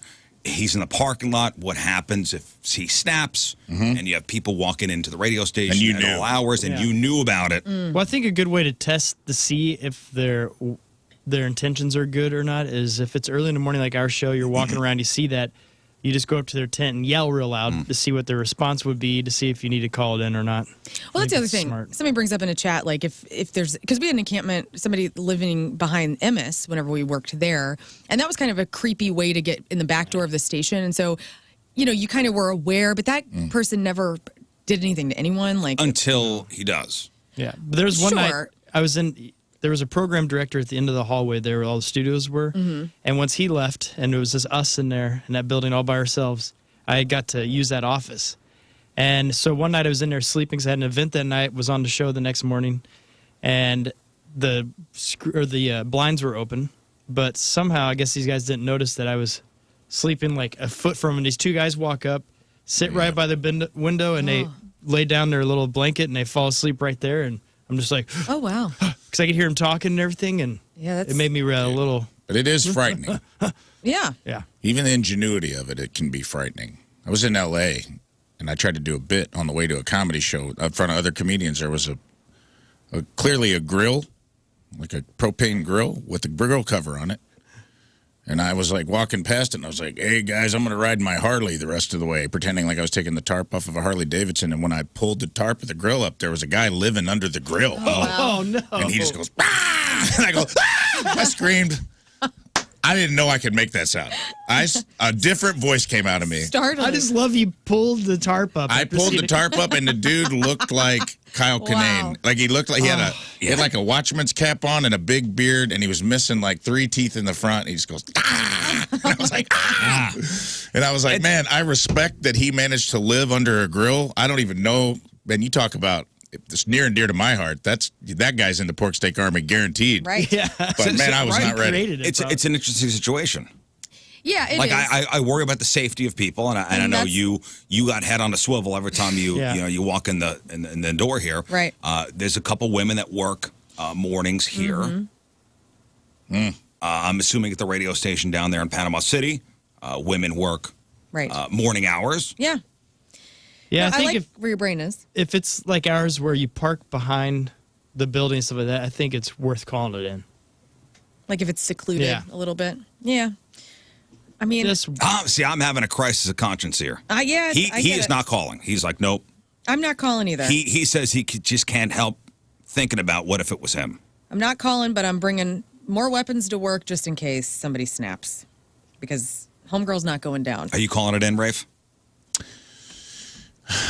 I don't. My heart says no, but I would probably. I'm not trying to white knight or anything, but I'd start feeling guilty about her. I'd start feeling guilty about all the women. That's where I am. That's where I am. To me, it's like I always feel like I'm a hard target. Even if it's not true, even if I'm probably easily tipped over, someone would think twice. That's the same reason I don't get heckled very much. People are like, this guy might beat the snap out of us. This guy looks like he's, I look like a bully from an 80s movie. I can't help it. It's the way I look. It's not in my heart. But so sometimes I get a pass on that, and other people don't get that pass. And I'm like, I'd feel awful if something happened to somebody, and I was like, man, Me I too. knew that guy was out there. I gotta weigh that out too. I understand. I would weighs a probably little more. investigate. That weighs heavier. But who are you to investigate? Well, like how am I going to investigate? I'm 1/5 of the Rizzuto Detective Agency. It's true. It's true. Got a lot of skill set. Yeah, I mean, like, and maybe this guy does need help, and maybe calling it in or telling somebody at the radio station. Captain of the Pork Steak Army. yeah, or maybe, like somebody can get, because here's the thing, there's shelters all around everywhere. Yeah. And yes, a lot of them are overpopulated already, but calling a shelter and saying like, hey, there's a person in need, can you help? Or what is the protocol to do here, I think is the best way to go about it. Yeah. Because we're so worried about people that are living on the street, and it is for a number of reasons: mental illness sometimes, drug addiction sometimes, just going broke and not having any other asset way of life. We have a woman who works at Carolyn who's awesome.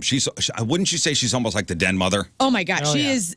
Yeah, she's almost like the den mom. mother here for everybody. So if something is going wrong, you tell Carolyn. Oh yeah, I have her on something right now. I think you tell Carolyn. And she will handle. And then she will handle. She's the voice of reason. Well, yeah. if you remember a couple months ago, there was a car in the parking lot. Oh, yeah. That was here. there It was a forever. broken down, was it a Challenger or Charger or something like that? And the car was just in the parking lot. Yeah. And the front bumper was ripped off. The trunk was open. Clearly, this was a stolen car that was abandoned in the parking lot. Plates were off it. Yes. This thing was in the lot for months. And I said to Carolyn, hey, is somebody going to do something about this car? She goes, I'm going to do something about it. Is somebody going to do something about this car? Because it's real sketchy. Yeah. Yeah. Like, this is probably somebody's car. You're calling in everything, man. You're calling in the unhoused I was guys. tired of seeing it. I know. I was tired of seeing it. Lock the gates. Lock the gates. And, I told Carolyn. 2 narcs on the show. Narcs. You and me. Big narcs. Neighborhood watch, buddy. One hapless investigator who might get murdered because he didn't go through the proper channels. I don't know what Scott would do. Well, what wound up happening with that car was, Carolyn told the powers that be at the who owned the building here, who then called the police department, and they were fighting with each other over who should pay for the towing of it. Whose problem it is. Gosh, Yeah. That's probably why. Yeah, and that's why it sat there. I don't know who wound up getting it. The police were like, well, we're not towing it. And the building people were like, well, we're not towing it. So it just sat there. It just sat there. It just sat there. Man. She does get stuff done, though. Carolyn's the best. She gets stuff done. I would like to acknowledge that the magician is in the chat. Oh, great. What does he say? I am the a-hole? He said, they're like, is this you? He goes, yeah, my hands have been extra dry from installing tile in my bathroom. And he's like, lotion would have helped, LOL. He also said, Lern, I am ROFLMAO, that this was a thing. I apologize profusely because I'm usually very conscious of such things. Oh. Yes, it was me. If anyone has ever installed tile, they know how dry it makes your hands. In fairness to myself, I only licked my thumb one time, but it's funny to hear how Lern perceived it. It was not It one was time. many licks. Gaslighting. Ron, it was 3 times. Ron, you're I'd had enough. gaslighting. You are gaslighting. You You're called him out? mansplaining. The I'm gonna magic call of it out. gaslighting. I watched 1, I let it go. 2, I let it go. 3, I can't hold it in anymore. Ron. Ron! Stop licking your fingers, Ron. Own up to it, Ron. You're gaslighting her. And by the way, you call me a narc? You're narking too. What? You said you were calling it in. I said I would have to investigate further. I'd have to get a read on the person if I felt like it was like a family. What if it's a psycho? Well, what if it's like you don't have this. What if it's a? You're not trained to what do if it's something like a that? woman and a child? But what if it's not? That's why I would investigate. That's what I'm How are you saying investigating? to you. I'm gonna go up there and be like, Are you gonna "Cool be in a tent, what's up?" I'll go You there. gonna be I'll in a get a ghillie fanny suit? pack. I'll get a ghillie suit. I'll crawl up. I'll be like captain of the pork steak army. What's going on? No need to stand up or salute. I'm in plain clothes today, but cool tent. Just wanted to see what the situation is here.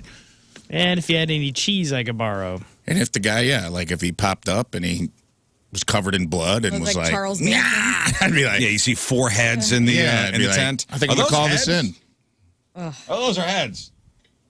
I'm gonna call this in. But if it was like I don't know, I'd feel guilty if it was like, if I found out, I guess it's that old philosophy of like, what matters, the intent or the outcome? You know what I mean? Like if your intent is good, even if the outcome is bad. God forbid something happen and that's on you.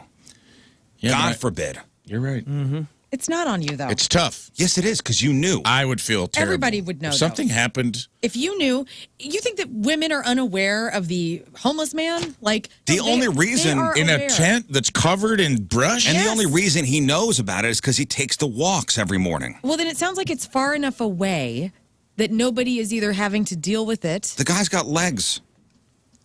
Look, the women are aware. Instinct? Head on a swivel. Yes. Okay. Instinct. Again, head on a swivel. ESP. We got all sorts of gifts. Yeah. We know. And you can also Okay. smell. Sometimes we know, and when you attack, we can't fight you because we're small. That's not our fault. It's the putting yourself in a situation. well, There will be no situation. that's what I'm saying. The I'm women calling need- it in. That's Okay, it. you know what? I made up my mind. Narc. I'm calling it in. I'm calling it in. Narc Zudo. It's because I care. The Rizzuto Show. It's because I care. I love your heart, man. I love both of you. And You're you know, doing great. maybe this person will get the help they need. Yeah. Maybe they're drug addicts. Maybe. And maybe they'll be put in a place where they could be weaned off drugs. Maybe they were abandoned Very and they have cool. nobody, and they have, Maybe nobody can't work. came. They only have here. one leg. And Maybe no one came to their soccer game yeah, and they took a wrong turn. dude. Man, that's sad. How many turns have I taken in my life? Yeah. It's amazing that I'm here and I have a job. Well, and that's how you got I'm okay. hired here is you lived behind the old studio. If somebody got attacked, I could not live it myself. I couldn't do it. I get you. couldn't do I it. agree with you there. But you know what? I walk in every morning, You're and fine. you guys know I'm afraid. Do you and want? none of you care. Do you want me to wait for you every morning? That's not Do you want true. to text me No. and I will come down and I don't want escort to bother you. No. well, see, today was. What do you mean Because none I'm- of us care?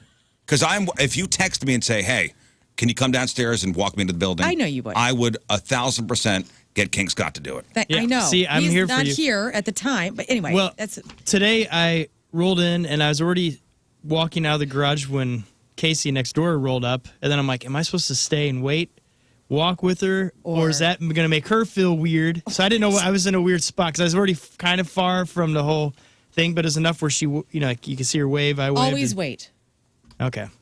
Greg writes in, Riz, if a homeless man does something wrong, it's not the fault of somebody who knows the homeless man is there. Your logic here is very flawed, Greg. The fact that I knew, You would feel guilty.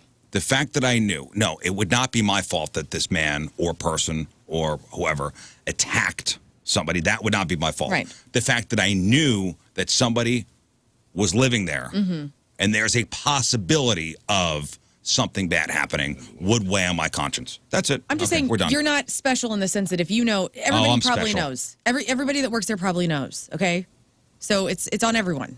I think I would dress. And Greg's arguing here on the feedback, like your assumption that a homeless man is a drug addict. I know, it is an assumption a lot of people have. It is. I'm not taking it off the table. There could be a lot of variables here, Yes. Greg. Yes. A lot, The fact that we don't know. I don't know this person. This isn't Panama City anyway. This is not a real. This is. Yeah. It came from a weird email address, virtuesignaling@gmail.com. That's how you spell that.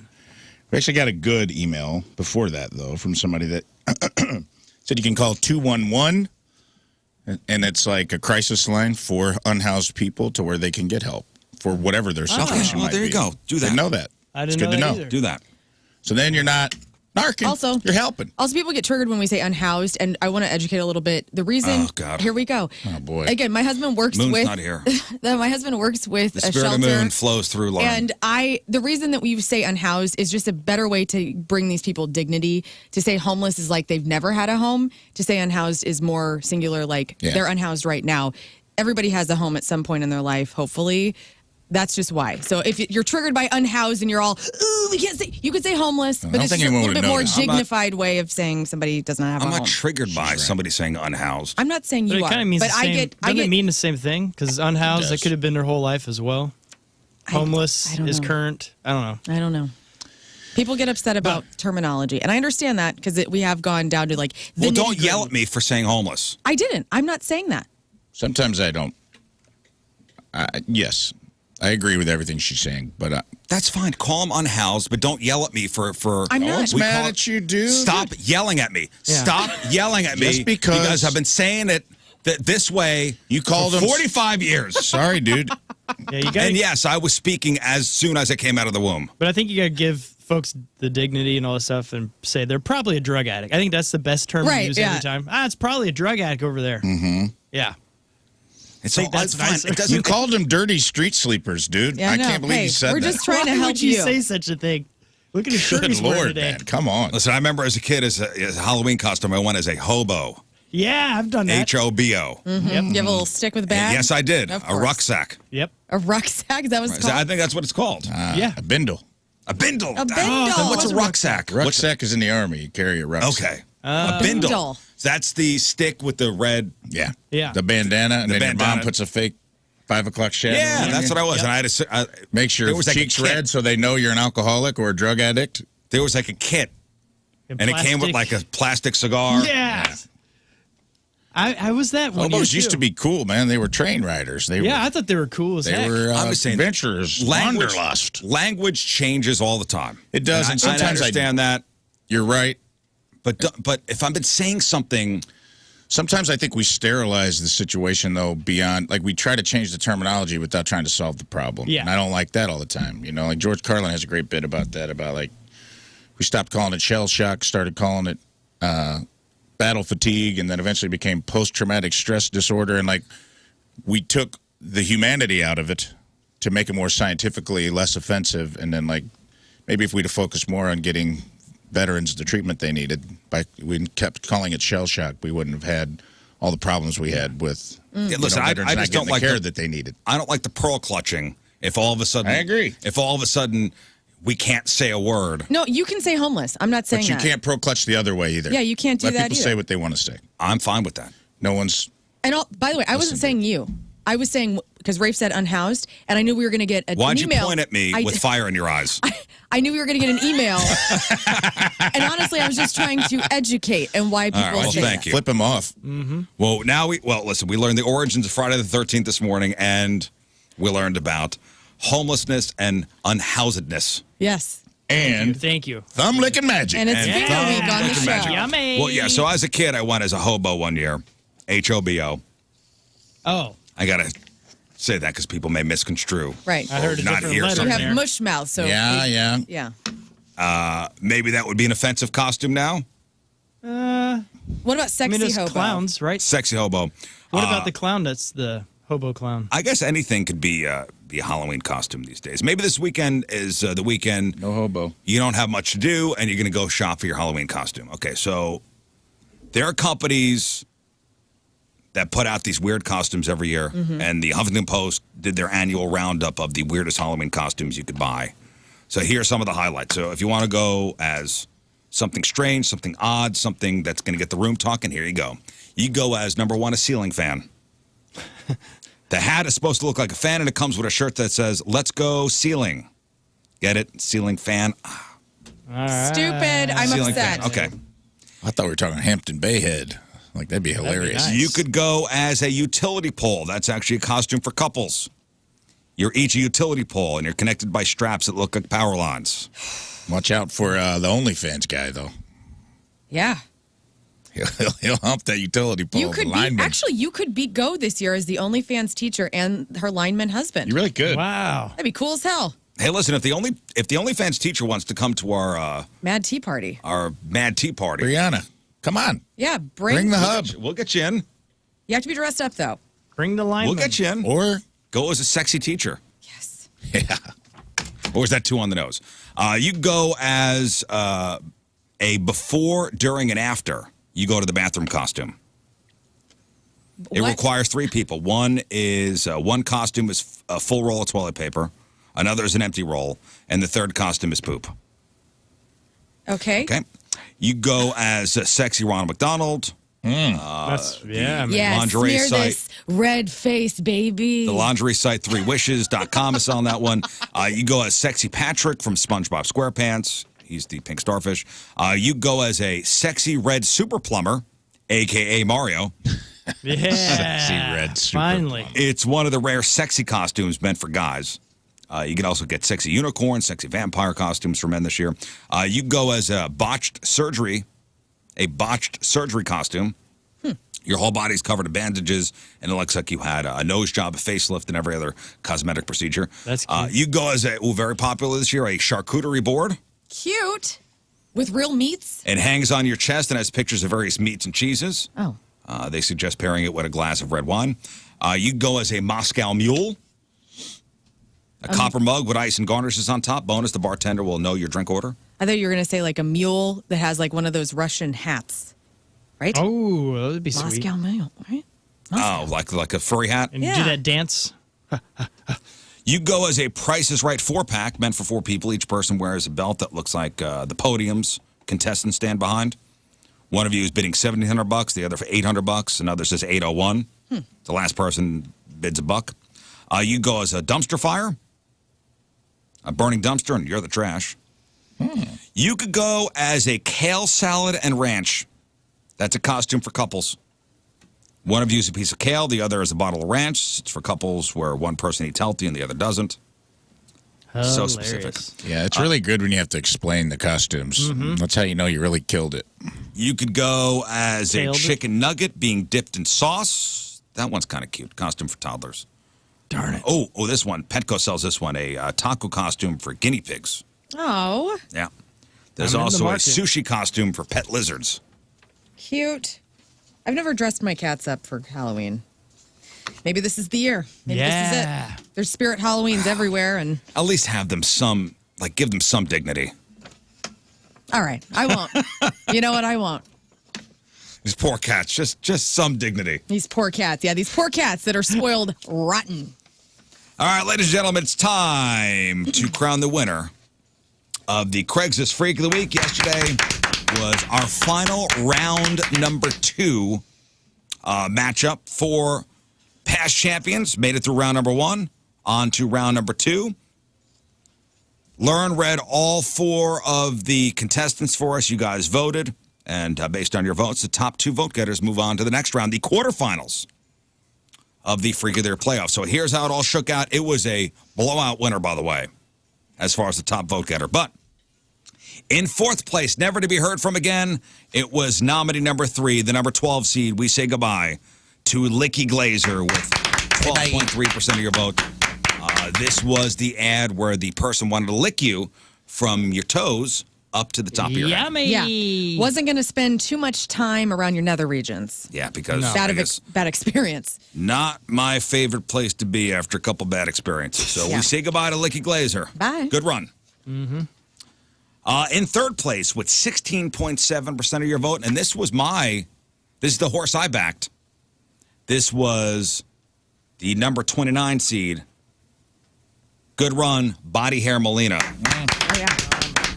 Taking the curly cues. This person, it was a woman who is bald and wants to take all of the hair off of a man that looks like Tom Selleck in the Magnum PI era and then paste all of his body hair onto her. Yeah. And yes, I will be scraping off your pubes. This is a must. This is a must. So good run, Body Hair Melina. This was, the number 29 seed. This was a second chance for Body Hair Melina. Didn't win the week originally they were in, but we brought them back. Right. So made it to round number 2. I think that's a win. Yeah. All right, ladies and gentlemen, here we go. Time for the top 2 vote getters. Moving on to the quarterfinals of the Freak of the Year playoffs. Congratulations with 23% of your vote. The number 4 seed, Lady Kaka. Mukbang helper, woman for anyone, 30 years old, Vancouver. Hello, fellow mukbangers. Looking for a partner for an extreme eating and eliminating show. I'm fairly new to the game, but I'm already psyched for the next level. You'll come to my place and feed me. Ramen, burgers, chicken fingers, candy bars, gummies, bacon, Takis, fried fish, you name it, I'll stomach it. I'm an eating machine. Of course, I'll be live streaming it on my channel. Part 1 is the eating. Part 2 is the eliminating. I don't purge after all that food. You're going to wait with me for 24 to 48 hours and document all of my bowel movements. I can't actually stream what happens in the toilet, but you'll be the reporter on the scene. You'll be describing the smells, texture, and the amount. We'll weigh it. You can even sketch it. I know my viewers are curious. It's been my number 1 question. I eat a lot. I eat more than anyone, and I eliminate more than anyone. Let's go on this journey together, become stars, and maybe make a little money. I don't know anyone else who's doing a 2-part show. Well, congratulations, Lady Kaka. Moving on to the next round of the Freak of the Year playoffs. And our top vote getter of the week with a tremendous 48% of your vote.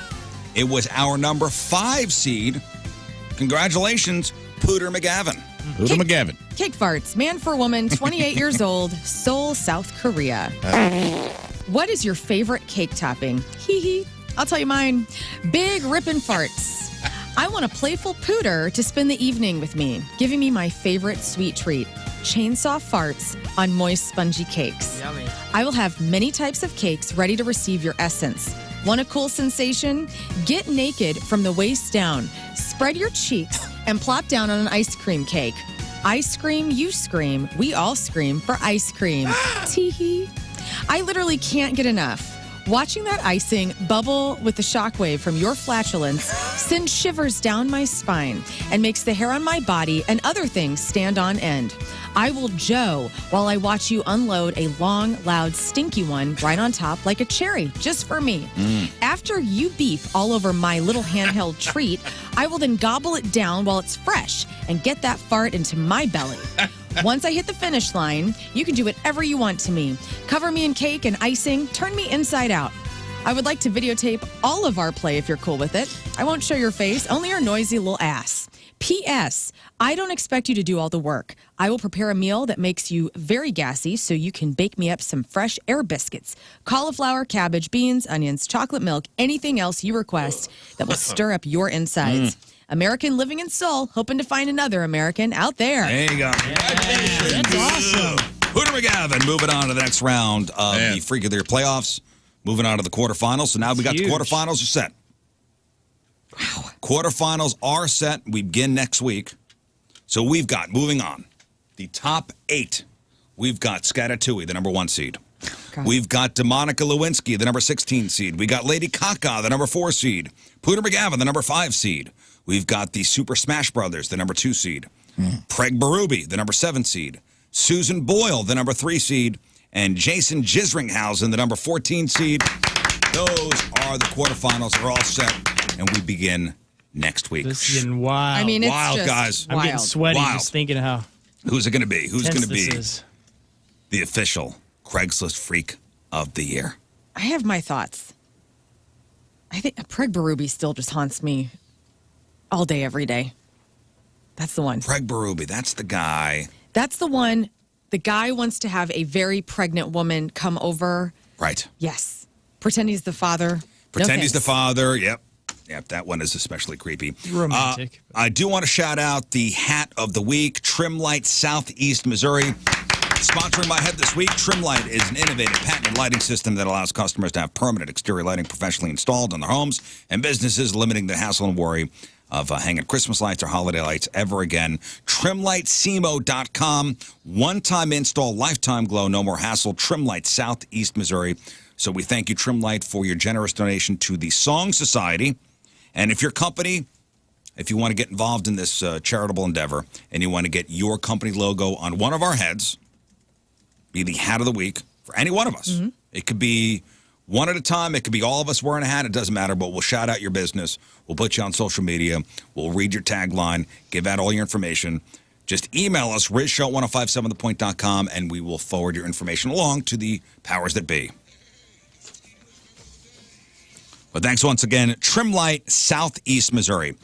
All right, now we shout out the Team Riz Member of the Day, which is brought to you by Hot Shots Sports Bar and Grill, proud sponsor Team Riz. Visit hotshotsnet.com/Team Riz. From Arnold, Missouri, Joe Zaleski is our Team Riz Member of the Day. Joe has been a dedicated Rizvangelist since the very beginning of the show and has helped him get through so many work days, traffic drives, boring days, and road trips. He has spread the Riz gospel to so many in the Springfield area, and it's helped so many in the community feel included when the Riz Show shouts them out. Joe loves the dynamic between the crew, and it sounds like we're always having a blast while on the air. Yes, a blast. Joe Zaleski is our Team Riz Member of the Day. Get super sweet Team Riz Member of the Day soccer jersey. Get yourself signed up. 1057thepoint.com/Team Riz. All right, we'll take our first break of the morning. We'll come back with Crap on Celebrities. It is 7:22. It is Friday. First look at the traffic and weather. Lern coming at you. It's brought to you by Worldwide Technology Raceway. NASCAR weekend is back at WWT Raceway June 1st and 2nd. Tickets are on sale now, just $10. Get yours, WWTRaceway.com. On the Illinois side, we got westbound 5570 at the merge with 64. An accident causing some heavy traffic through 203. Northbound 141, that exit to Page Avenue is closed due to static roadwork, so use an alternate route there. And a stalled vehicle southbound 270 just past Doherty Ferry has the right lane closed. You be careful out there.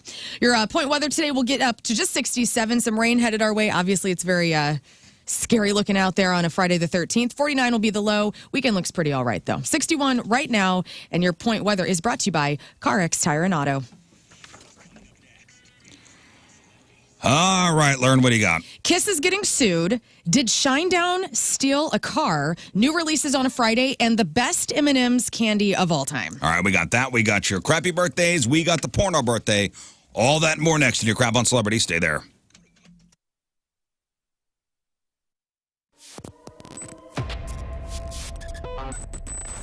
Well, gentlemen, we will see you in St. Louis on Sunday. We are so excited to have Pointfest back and to have you guys be a part of it. But I want to kind of talk about this from a couple of different angles, all right?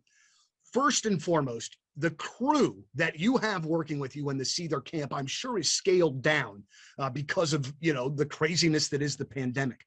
But can you talk about, like, sort of what the crew is doing now, added responsibility that they weren't doing before to keep you guys safe for all these shows, just so you can play them? Go ahead, Johnny. Actually, for us, our little world, obviously, you know, venues will have different rules, mask mandates backstage. Our crew, we still have a full crew. We have our regular setup, you know, our David Taylor Ellisville on Manchester and online at taylorstlouis.com. They've got it all. This is a full dealership, a full all-encompassing dealership to help support you. Help support you and your vehicle along its entire journey. They're not just about a sale or a transaction. It doesn't end there. They're all about a relationship so they can support you with that incredible service department. I was just there this week checking it out, checking out what they do for auto body. They have both of those departments right down the hill past that incredible inventory of Wranglers and Rams and Gladiators, Grand Cherokees, all things Chrysler, Dodge, Jeep, and Ram. And they have a pre-owned division as well. Right now for October, 15% off of all Gladiators, 10% off of all Grand Cherokees. You've got to check that out in October. Now, if you're looking for preventative maintenance or anything for your vehicle's journey, they've got it all. It's a full-service dealership there to serve you and your vehicle. Check it out. You can even get those service appointments within 3 business days. David Taylor Ellisville, the dealership we deserve, on Manchester and online at taylorstlouis.com.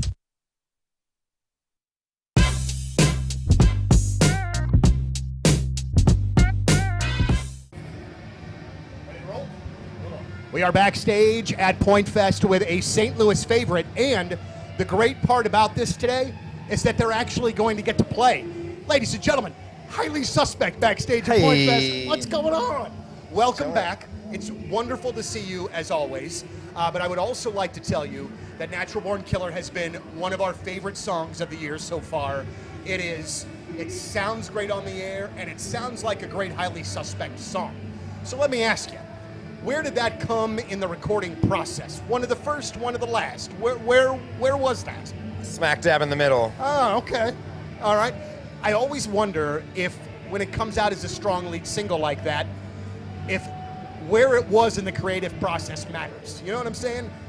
I think once we heard that riff, it was like, okay, this is like the sports anthem style riff. We just kind of knew it would be the one. Yeah, absolutely so. So a new album is out now. All right. How quickly do you see the audience singing songs back to you? Almost immediately. Yeah. Yeah. And you are luckily, and you got to be kind of like amazed and taken aback by that a little bit. Oh my God, it's a blessing. It's incredible. I can't remember words to songs I loved from 20 years ago. I can't remember the words to the songs that we wrote, so I struggle. You know, here's like kind of a weird one, and I'm very curious about like little things like this. I was at a show the other night. Pearl Jam was here. They played the Enterprise Center. And you have half of the venue that have phones up and are trying to record the entire show. And then you have the other half that are seemingly annoyed by those that are recording. As a band, do you care? I hate it. You hate it? It's the worst. Let me ask why you hate it. And I hate it because I'm a short guy. Inevitably, somebody in front of me has got it, and then I'm not seeing anything. I'm dancing. Looking for a new house. You're thinking about buying a home. All right, so this weekend, you know of a couple open houses, so you can hit those up on a Sunday. Or maybe we're going to sit in bed tonight. We're going to scroll through Zillow. Oh, it's going to be nice. So we're going to go. We're going to find our dream home, going to call the realtor, and then we're going to get the financing worked out. No, wrong order. Call Kevin Putney first, the 123 Mortgage team. Get the financing worked out first. This way, you're qualified, you're approved, you know how much house you could afford. So when you go to the open house, when you go to Zillow, when you call the realtor and you find your dream home and there are multiple offers on the table, you are ready to go. All that stuff done, qualified, approved. Let's enjoy this whole experience. Don't work with the out-of-town bank where you're truly just a number. Kevin Putney's great. We bought our last house through Kevin back in 2018, refinanced twice with him. He's local. Just a good guy, and he likes to put that mortgage together for you, likes putting that puzzle together for you. A mortgage is like a fingerprint. Everybody's different. He's going to find the loan that fits your needs.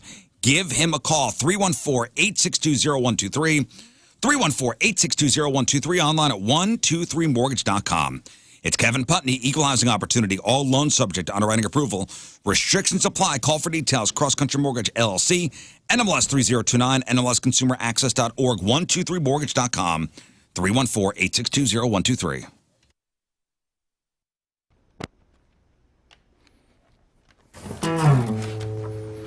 Everywhere you look at me, you can see I'm in a brace.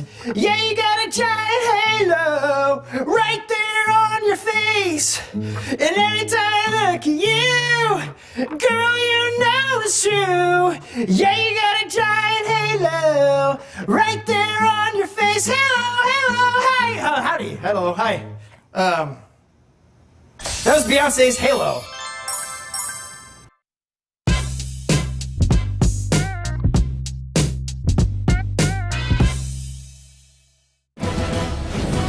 This is Rizzuto.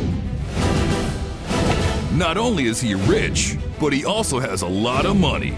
And he's looking to invest in the next big idea.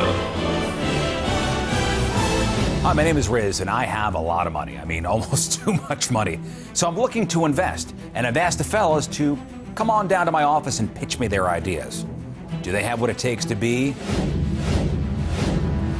in the biz? Meet King Scott. By day, he's the producer of the #1 morning show in St. Louis. But by night, he's not at work anymore. Interesting.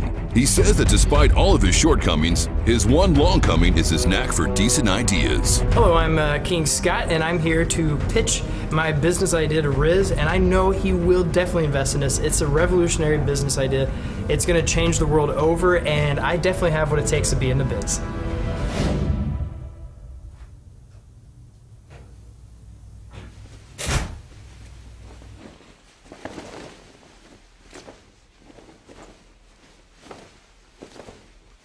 Sorry.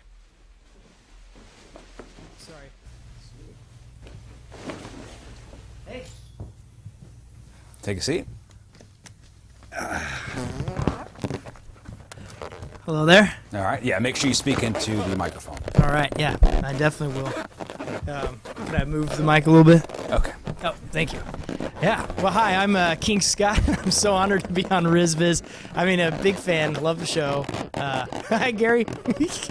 Anyways, I got a lot, I got a really wonderful item, and you complain, almost the biggest complaint I think in your life is your chair. And I actually did a study. I was just over at West County Auto Body the other day, and it's incredible to go inside there and to see how they all interact with each other. It's such a tight, well-oiled machine there, and it feels like a family. In fact, Rob and his wife, they both were there that day working, and it's one of those places where everyone just seems to have their spot, and they really get along great, and they just have a great flow there. And what's awesome is that they're trying to hire folks right now. So if you're a body tech, a service tech, or if you want to work in the office, now's your time to get in there. They had a few folks finally retire over there.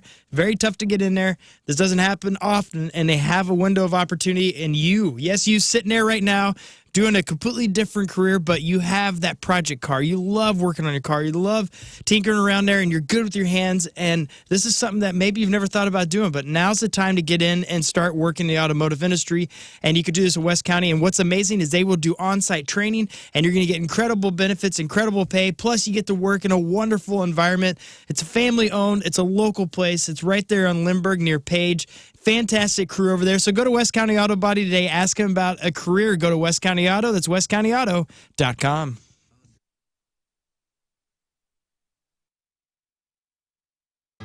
Hi, I'm Riz from the radio, and I've been playing guitar for about 10 months now. And that means I'm ready to teach you how to play guitar too. Are you ready to learn some fine licks? Well, I want you to take classes at the Rizzuto of Fine Music. In no time, I can get you playing like this.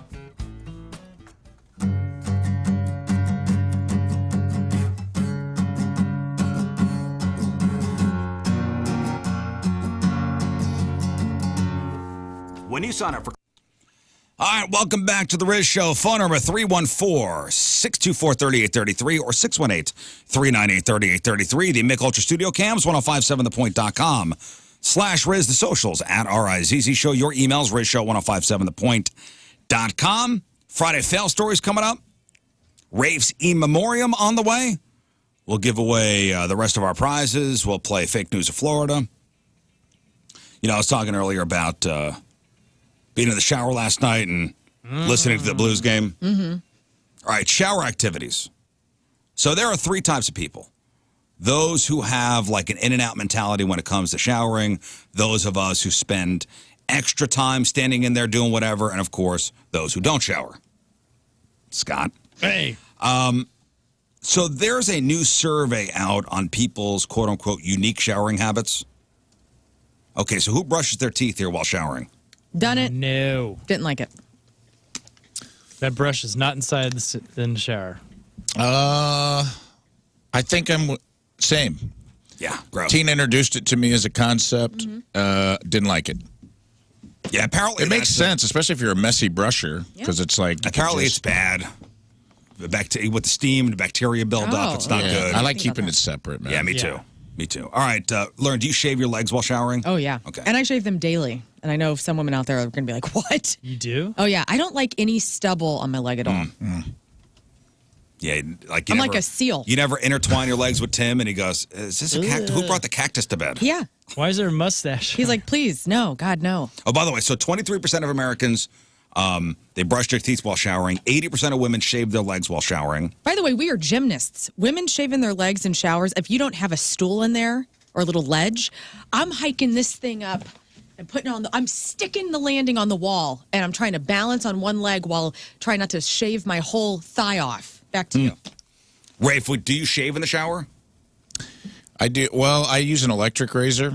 Oh. Which I just got hip to that man, if you're not doing that, boys, get on it, because it keeps you from getting like ingrown hair. I was having real bad ingrown hairs shaving, but then I use Tina's razor.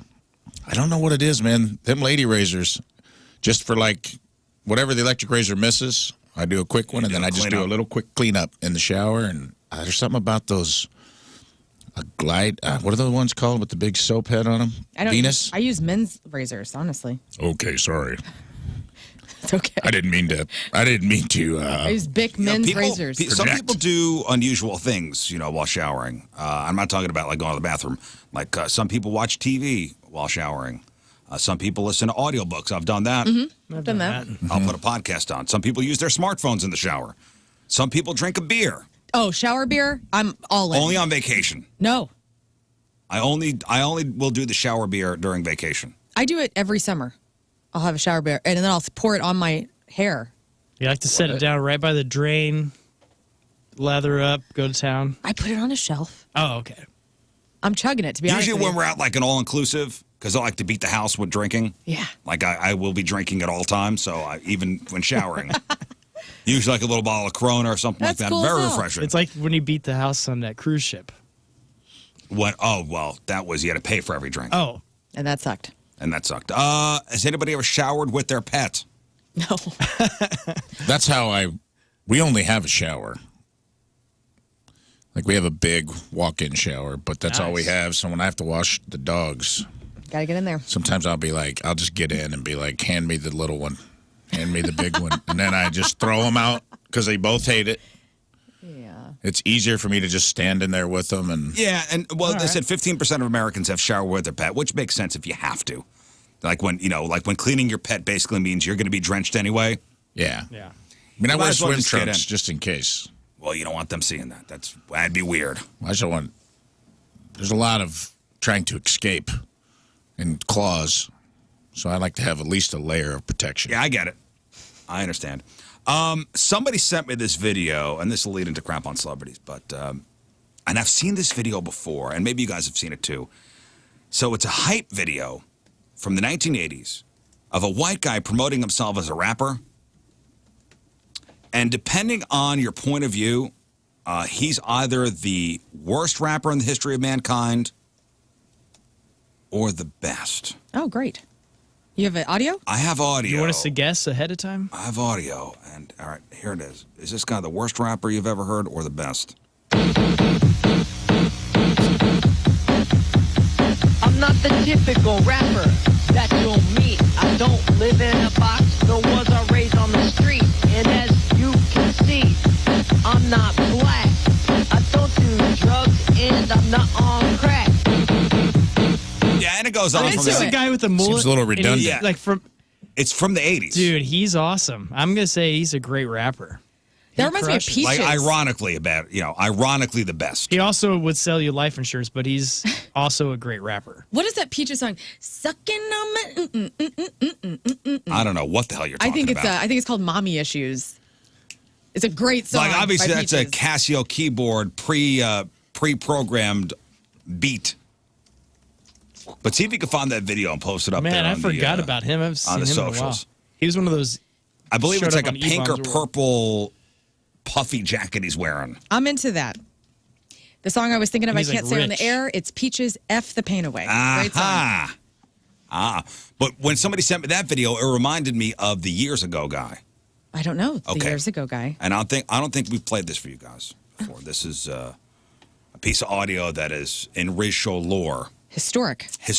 Okay, so this is from a local news program Okay. where a guy had come onto the show, almost like Fox 2 in the morning, where Timmy Zell would sit next to the guy who is a local rapper. Okay. And the woman interviewing this guy who's got a poetry book out, and he's a local rapper, freestyle rapper. So she says to him, why don't you spit a couple bars out? And this guy, he Spits He it. folds. Oh, He cannot do it. He just got too nervous. I get it. And it did not go well. You're going to do a spoken word for us now, right? Right. And tell us what we're about to hear. It's just a freestyle. Okay. I'm just going to think it up as I Freestyle. Well, let me sit back. Go ahead, Marshall. go. Okay. Years ago, they tried to put me in the... this is live. Did you want to try to read something from your book? Yeah. Okay. Did not go well. Years ago, they tried to... I mean, it's pretty sweet. Years ago, they tried to... Years ago, they tried to... Years ago. Look Put at me this in a- poor guy. This poor guy. Bless his heart. Bless his heart. He just couldn't. Hey, some people can't. They crumble under the pressure, man. Well, so we wound up actually finishing the rap for him. You did? Yeah, we did. Years ago, we did it. Years ago. Years ago. So we did the years ago rap remix. And tell us what we're about to hear. It's just a freestyle. Okay. I'm just going to think it up as I go. Freestyle. Well, let me sit back. Go ahead, Marshall. Okay. Yeah. Yes. Yeah. Years ago, they tried to freestyle. Well, let me sit back. Years ago, they tried to freestyle. Yeah. Years ago, they tried to put me in the freestyle. Okay. Yeah. Yeah, we did a whole song for him, and we sent it to him, but he never Dude. got back to us. Really? I used to be. You remember a guy, underground hip hop guy named Sage Francis? Vaguely. Okay. I used to date this graffiti writer, and he got me into all this really great underground hip hop stuff. And that right there kind of reminds me of what I would be listening to in like 2004. It would sound good. You guys did great. Yeah, poor guy. He just, to look on his face, his fear. Didn't look good. Yeah, it did. Yeah, it didn't come out the way that spot didn't come to what his expectations were. He never reached out to you guys that you remixed what he did? No, we try to reach out to him. I don't know if we even had the right address. Who knows with this guy? All right, today is October the 13th, Friday the 13th. Back in the day, 1,969 years ago, in 54 A.D., Roman Emperor Claudius was murdered by his wife, Agrippina. She first fed him poisoned mushrooms, then tickled the back of his throat with a poisoned feather, then gave him a delightful poison enema. Oh, wow. The dude lived, so she simply smothered him with a pillow, and that was that. When in doubt. 51 years ago, in 1972, the plane carrying Uruguay's rugby team crashed in the Andes. They ran out of food on the 10th day, and after hearing on a portable radio that the rescue had been called off, the 16 survivors resorted to cannibalism. Eating the frozen corpses of their companions. The 1993 film Alive was based on their 69-day ordeal. Now, these were very, very Catholic people, that whole team. And cannibalism is obviously against the teachings of the Roman Catholic Church. And I believe the Pope forgave them. Like the Pope went out of his way to say, you're a good. You're a good one. You're a good. You're a good. So the lesson here is don't eat people unless you have to. 15 years ago in 2008, in a very famous video message on his website, Ringo Starr announces that he no longer has time to sign autographs and asks fans not to send any mail at all.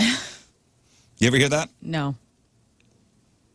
He has no time to sign autographs? No, that's the peace and love, Right. love. Yeah.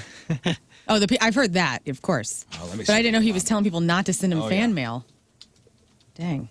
Let me see. Have you guys ever sent fan? Like, I tried to get Gene Wilder's autograph right before he passed away. Like, I found his fan club, and they sent me a really nice note saying, like, "Hey, Gene isn't doing so well, and I can't." You know. That's pretty cool. So this is Ringo Starr. No more fan mail.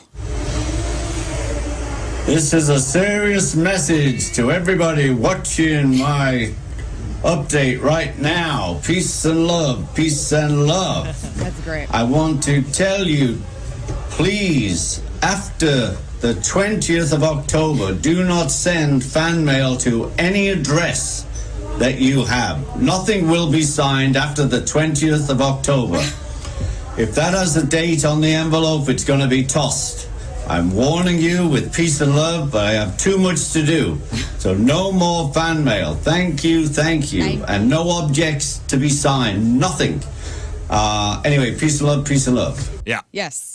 He kind of sounded like that rapper. That was 15 years ago today. Remix that, you guys. Yeah, we need to remix that. Peace and love, peace and love, peace and love. No more fan mail. After August 28th. Listen, I'm old. Stop sending me things. Yeah. How long have people been sending that guy fan mail? I'm surprised he did. Yeah, I any bet he got autographs. more than ever after he posted that. Yeah. But he threw it right in the garbage. After October 20th. August 20th. No, October, because it's October 13th. He gave everybody a week grace. That's nice of him. 1 week grace. I don't That's speak it. English. I got to overnight this. I'm throwing it out. I don't blame the guy. You imagine how much fan mail a Beatle gets? Dude. I can't imagine. No. I'm surprised they even see any of it, to be real. Yeah, the fact that he was signing stuff is astonishing. So peace and love, peace and love. I can tell you which Beatle I think gets the least. Ringo Starr. Now he does, and he's okay with it. At the height of Beatlemania? Yeah. Who got the least? Yeah, I bet Ringo was happy to be like, oh, there's one for me. Is the most chicks, though? Beatles mail call. Yeah. John? There's like a sack Paul? for John. George? Is there one for me? Here's a coupon. No. This is why he hates mail. Yeah, it's another coupon. A bill. Yeah, they're backing up the trucks for John and Paul. George got his fair share. Definitely. Guaranteed. And then, is that it for me? No. No, get out of This here, is Ringo. junk I mail. hate mail. Get out of here, Ringo. 13 years ago in 2010, the 33 Chilean miners were finally rescued after being trapped in a collapsed mine shaft for 69 days. They made a movie about that one. It's a good movie. 8 years ago, 2015, basketball player and former Kardashian Lamar Odom hospitalized after being found unconscious at a brothel in Nevada. And 2 years ago today, in 2021, old Bill Shatner becomes the oldest person to reach space, traveling aboard Blue Origin's New Shepard rocket on a 10-minute flight. And that's what happened back in the day. Peace and love, peace and love. Grab on celebrities. Yes. Time to find out what's going on in the world of music and entertainment. Learn coming at you. It's brought to you by Bright House Plumbing. Call the best. Flush the rest. BrightHouseCo.com. 636-600-0188. The family of a late Kiss guitar tech named Fran, they're suing Gene Simmons and Paul Stanley, alleging wrongful death. Fran's family says the band didn't do enough to prevent their crew from catching COVID-19 while on tour in 2021, leading to the guitar's death later in that October. Rolling Stone later spoke with some of the Kiss road crew who were concerned about the lack of COVID protocols of that time, saying, every day during the shows we weren't tested. Did we super spread this? Did we super spread this thing from city to city? It's horrible that this guy passed, and it's horrible if this is a protocol just for us to tour. Is it going to be something that was normal to stick somebody in a hotel, and if somebody dies, oh well, off to the next guy? So a lot of the road crew for Kiss that toured with them in 2021 coming out. Well, what's Kiss saying? Kiss's production manager has refuted the claim, saying Kiss's protocols met or exceeded federal and state guidelines, that medical care was offered every step of the way. Fran's family alleged that Kiss and management abandoned him once he became ill. Members of Shinedown's road crew, we have audio for this, members of Shinedown's road crew were pulled over because the rental car that they got in Arizona at the airport had stolen plates on it. One of the tour photographers shared his experience with this audio. We just had 10 cop cars pull us over because the rental had stolen plates. Davis, thanks for that. I was handcuffed. My colleagues were handcuffed. Yeah. Really? And I'm staring down the barrel of a 45. However, the photographer did praise officers, saying this is the perfect example of amazing law enforcement here in Arizona. Thank you for doing your jobs diligently, Well, but what are they also being supposed to do? honest humans. Yeah. That's a stolen car. You got a bunch of dudes in the car. Right. For the safety of everybody involved. I like how he wasn't more excited about that. That's a great tour story that you think would be the best thing ever, and they'd laugh about it, but instead it's... For the safety of everybody involved, you got to make sure everybody's cool. Right. Because you don't know that it's Shinedown's road crew in the car. Yeah. It was stolen plates. Officers ran them. Yeah. That's the protocol. That's what you got to do. They got to do Glad it. everybody's all right. Speaking of protocol, Seven Dust and Static X had to cancel their show in Murfreesboro, Tennessee on Wednesday night due to inadequate security measures. The band's hoping to reschedule that date soon. They're going to be here on Sunday, October 22nd at the Factory, and I think they'll be just all right. We will have great security for them, so don't worry if you're going to that show. Email just came in. I'm sorry to take you off subject here, but this is from William. You see this, Rafe? Hey, Lern, I go to Columbia High School. Okay. That's where you went. Yes. And I remember Lern saying that she went there, and I was wondering if you remember having Miss Adams as a teacher. Oh, my God, yes. She was one of my favorite teachers. One of my He's friends asking today. because he's got her right now. She's amazing. Okay. She's an English teacher. She's cool Hi, as Miss hell. Adams. She doesn't take any crap. But, man, be on your good side. Do well in that class. Creative right. She'll love you to death. She's the best. Shout out to Miss Adams. Miss Adams. Yeah, and yes, I've been doing a lot of shout outs lately. I think I'm kind of changing my ways. Are you? She's your English teacher? She was for one semester, yeah. They didn't put a period at the end of the sentence of the email. Yeah, it was actually a run-on sentence He's as going to well, get a C minus. So maybe pay attention. The Halloween franchise is getting its own TV series. Plot details haven't been announced, but it's expected to launch a cinematic universe, which is exciting. I hope it's a sitcom version. Right. The TV rights were recently secured by Miramax, which are the same guys who produced the recent Halloween trilogy. No plot details or anything like that has been announced yet, but if you're a Michael Myers fan, you'll be excited about this. The Daily Show is coming back to Comedy Central. The late-night parody newscast has been on hiatus since the writer's strike, and The Daily Show has been using guest hosts since Trevor Noah's departure back in January. Leslie Jones, Sarah Silverman, Charlemagne the God will take host spots over the next few weeks. And speaking of new shows, new trailers on the blog today. An adorable movie called Leo is coming to Netflix. If you are a fan of Adam Sandler, Bill Burr, Cecily Strong, Jason Alexander, and many others, they are voicing these animated animals and characters. And it's based on animals that teachers have in school as class pets. And it's a lizard that gets to go home with students. It's super cute. You got to watch the trailer up on the blog. Also, the Please Don't Destroy guys from SNL made a movie called The Treasure of Foggy Mountain. There's a trailer on pretty interesting. line for that. Conan's in that. Yeah. Looks crazy. I'm in. Emma Stone and Nathan Fielder play house flippers who live in an unraveled live on The Curse, which hits Showtime on November 12th. I watched a trailer for this. I didn't watch it. Does it look good? Nathan Fielder's is that guy's odd. Yes. I like Emma Stone. It looks good. It's an A24 movie. Well, then it will be good. They make all good stuff at A24. I don't know if I've ever seen Nathan Fielder in anything where he wasn't playing himself. This will be. Oh, this is him as playing Emma Stone's husband. This is awesome. They look This cute is together. the movie to see. I can't wait. Interesting. I can't wait. I didn't know this was coming out.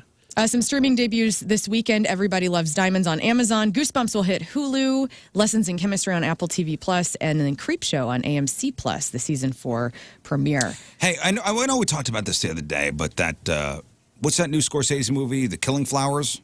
Flowers of the Killer Moon. Flowers that or Killers of the Flower Moon. Yeah, Killers of the Sailor Flower Moon. Moons. So 3.5 hours. De Niro. I mean, The Irishman was that long. I know. He has reached that point where he is an auteur and no one can tell him what to do anymore. I was thinking about this. Man, the balls to put out a 3.5 hour movie. He's done a lot of Because The 3.5 Irishman hours. was way too long. I thought it was too long.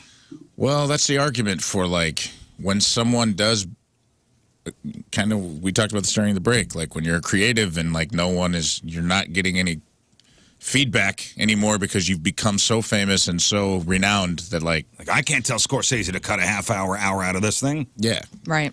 3.5 hours. It's a long movie. That is a long movie. But it's supposed to be so good. Like all the It's supposed to be. It's supposed to be, says who? everybody who's already seen it. Who's seen it? All you keep, you're fed what they're pushing out. Like Casino, Wolf of Wall Street, The Irishman exceeded 3 hours. And those movies are excellent. She's making a good point. Yeah, The Wolf of Wall Street. Irishman was a little long. Irishman could have been. Irishman I saw once and I was like, all right. I made it about 30 minutes in. And It's a good I movie, dozed off. but it could have been done in All right, let's take it less back. time. Let's take it back to what really matters here. Back to the basics. And finally, today's National M&M Day, okay? And it's the season of candy because Halloween is coming up. Parade attempted to rank every flavor of M&Ms to figure out which is the very best. We've talked about this. We talked about this at Scott Air Force Base, if you remember. Yeah. But let's go top 10. M&M flavors. What do you think the number one flavor is? Is it OG for them? Is it the OG regular M&Ms? That's number 2. Okay, so peanut Peanut M&Ms. butter. Peanut M&Ms is number 1. Yeah. Peanut butter's 3. No, peanut butter is number 5. What about... If you say crispy, I'm going to throw my chair out the window. Oh, it's not. Okay, the crunchy cookie ones? Crunchy cookies number 6. Caramel? Caramel number 4. Oh, I forgot about that one. Pretzel. Better than peanut butter? Pretzel number 10. All right, pretzel ones I was so excited about because I love like chocolate covered pretzels. Right. And they were kind of disappointing. Yes. I'll tell you the disgusting one, and it better not be on here, is the coffee one. It's not on there. Is So Oh, gross. that's the Did we caramel s- cold brew. Did we Ugh. say number 1 yet? That's Reese's Pieces? It was the peanut one. Oh. Yeah, Reese's Pieces I not thought on the that list. was the number 1 M&M. So we're looking for number 3, huh? And honestly, one of these is so underrated it drives me nuts. So number 3, The chili cheese dog one's pretty good. dark chocolate one? Dark chocolate came in at number 9 and also number 7 with mint dark chocolate M&Ms. Okay, fudge brownie? Fudge brownies number 3. Yeah. And then Those the are good. The most underrated had M&M, in my opinion, is the almond ones. They're so good. those They're are good, huge. yeah. So if you like the peanut ones and you're an almond fan, I didn't check even them know out. those existed. I didn't Right? either. Nobody knows. They come in like a tan man. pack. I remember my mother-in-law, God bless her. She gave my son when he was in his car seat. She was the queen of giving my son things that he could drop in the back of the car. Yes. Like, what are you doing giving the kid blueberries? What are you doing? You know. Little kid ammunition. Like You know the kid is going to drop, not throw them, but you drop them. Right. And they can get lost and stain things. She gave the kid the M&M minis in a little tube. Oh, yeah. Like, so they come in like, what look like a... Like a pog tube. Right. Yeah. Yeah. You got to pop the top. I go, what are you doing? It is summertime. Oh, no. In your Charger? In my Charger, I got a nice car. You know he's going to drop these. What color seats do you have? They were black seats, but still. Yeah. I don't want melted chocolate everywhere. What happened? Oh, it's going to be fine. We'll make sure everything's cleaned up. It wasn't fine. No, it was not. It was not fine. Celebrity celebrating a birthday this weekend. R&B singer Ashanti, who I think is back with Nelly. Really? Good for him. Ashanti's 43. Sacha Baron Cohen, he is Ali G in Borat. He is 52 today. Nancy Kerrigan, Tanya Harding's whoop-ass victim, is 54. NFL legend and undisputed best wide receiver in history, who? Rafe. Best wide receiver in history? Yeah. Jerry Rice. 61 today. The Red Rocker, Sammy Hagar, is 76 today. That's right. Whoa! Thank you, Dave. Did you see him? Sammy tweeted out a That was photo, very big of Dave. photo of David Lee Roth and him and said, "Happy birthday, David Lee Roth." Sammy Hagar did this. Oh, that's nice. It is nice. That's nice. Today, lost in the shadow of Art Garfunkel. Happy birthday, Paul Simon. He is 82. Poor Thank Paul. you, thank you. Forgotten by time and history. I know, man. Such a bummer. Pretty Tomorrow, talented guy. Detroit Lions quarterback Jared Goff turns 29. Comedian Jay Farrow, been on the show a couple times, turns 36. Usher turns 45. Shaggy 2 Dope from Insane ICP. Clown Posse. turns 49 on Saturday. ESPN personality Stephen A. Smith turns 56 on Saturday. Celebrity chef Emeril Bam Lagasse turns 64 on Sunday. The Jackson in the Jackson 5, my favorite Jackson, Tito Jackson, turns 70. And the guy who sang Lady in Red. Anybody? Lady in Red. Yes, we know the song. but who sang it? Dancing with me. I don't know who it was. No. Rick. Happy birthday, Chris de Berg. Chris de Of Burgh. course. It was on the tip of my tongue. He turned 75 on Sunday. The kinda high school blown is away. named after him. Yeah, Bishop de Berg.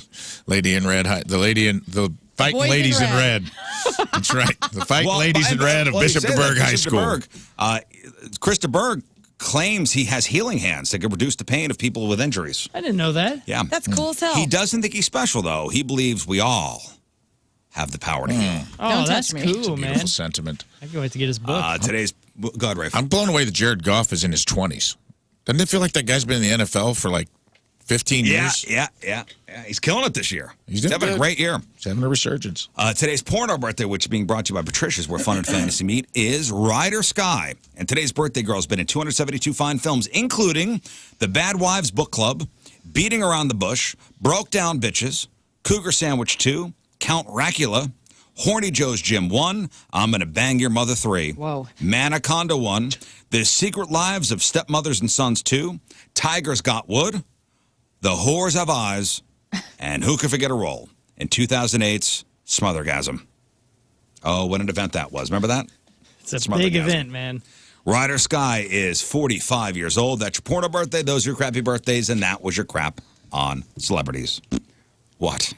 I'm curious. I'm just going to throw this out here. Do people, like, during the Halloween season, because The Whores Have Eyes is based on The Hills Have Eyes, which is a scary movie. Or vice versa. Do people watch... Do you know that? Have you seen it? The Whores Have Eyes? Yeah. Yes, I have. Okay.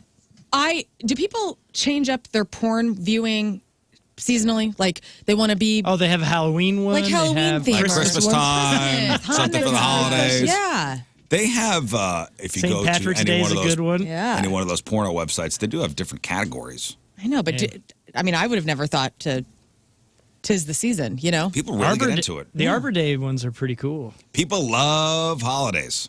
Yeah. People love Halloween. So I guess everything's going to be Halloween. I mean, Halloween is the sexiest. If there's a holiday that lends itself to pornography, Halloween is You think by so? far Better than Christmas? Dude. Mrs. Claus. Oh, come on, that's Happy a one-note song, song. sexy That's eyes. a one-note song. We're talking sex with the devil. Oh. We're talking sex with sexy nurses. Clowns. We're talking Harley Quinn. Yeah.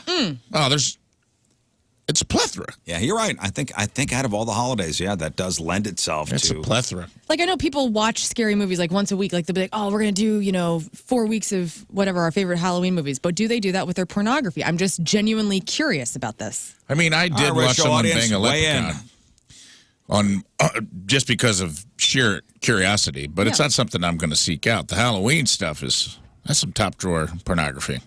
Cool, all right. All right, thanks. That is interesting. Oh, all right. Hey, Name another ratio holiday. audience, weigh in. 4th of July, I don't know. There's some good. Sexy Uncle Sam, I don't know. Like a beard with just great legs? I guess so. Come I on. don't know. All right, we'll take a quick break. We'll come back with Rafe's E-memorium. It's coming. Oh, it's coming for you. And are you capable of changing a tire? Don't answer. It's 8:03. It's Friday. Traffic and weather, Lern coming at you. Brought to you by Worldwide Technology Raceway. NASCAR weekends coming up June 1st and 2nd at Worldwide Technology Raceway. Tickets are on sale, $10. WWTRaceway.com. Stalled vehicle on southbound 170 before Olive. The right lane is closed. Weekend weather today's going to be a little cloudy. Some rain moving in. Tomorrow, cloudy, high of 60. Sunday, though, gorgeous 56. Going to feel like fall all weekend for you. Right now, 63. And your point weather is brought to you by CarX Tire and Auto.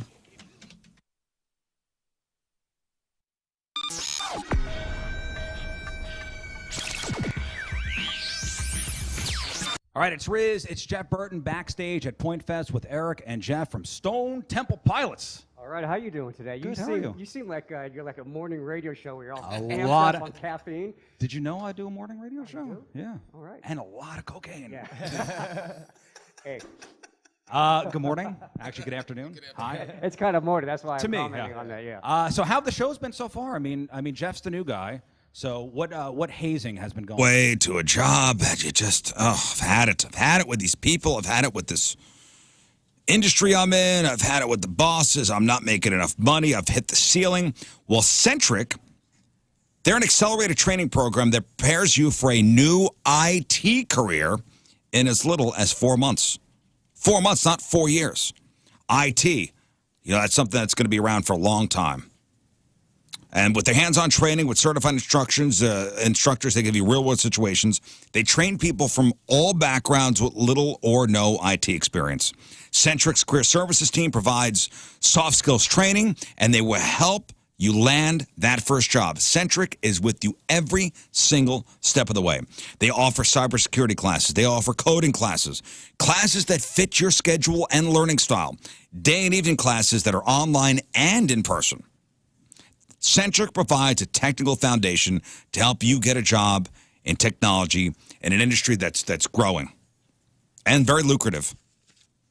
Go to centric.com/Riz, CENTRIQ.com/Riz, centric.com/Riz. Never been sure.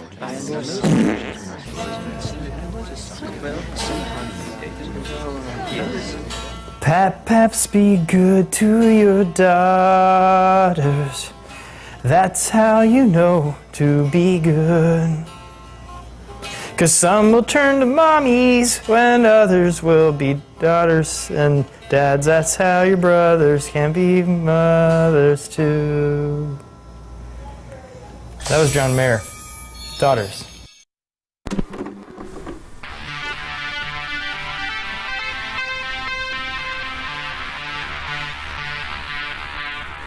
Hey, it's Jeff backstage at Wayback Pointfest in freaking living color. Look at those guys. They're right there. Thank you guys for taking the time to do this. Much appreciated. Let's get this out of the way. I have an amazing story about, and I just told this on the show. I do the morning show. I'm part of the morning show on The Point.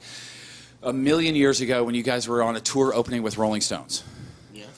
Or for Rolling Stones, whatever. Are they closed for you guys is the way I look at it. You guys did the stop at Busch Stadium in St. Louis. Yes. 1990, whatever it was, or 80, whatever 89. It was. 89. Okay, cool. All right, so I'm 52. I'm right there. Okay. Right. So my dad was a huge fan of the Rolling Stones. Right. Not in great health at the time. Wasn't walking very well. So I drove him because I'm a fan of you guys, and I was a fan of Rolling Stones because I had to be. And we roll up in his truck, and I let him out at the curb so he can walk in and find his seats. Right. And while I park his truck. He gets out, and you guys are already on. And he goes, "What the hell is that god-awful noise like that?" And I was like, "Dad, that's the opening band. It's Living Color. That's the band I was telling you about." He walks in, and I park the truck, and by the time he is this, like this. Rocking out. The dude would be 70-something right now if he was still with us, and he found dudes that he graduated high school with, and the last time he saw those people, they were listening to the Rolling Stones, smoking pot, and that's what they were doing. Wow. So because of you guys, I had this amazing like moment with my dad. So thank you very much. So that leads me into, and I think maybe that's part of the answer, but why you guys are still doing this. After all of these years, all of the success, all of the touring, all of that, what keeps you guys like driving to do this? We're trying to get it right at some point, basically. Are you kidding me? It's funny.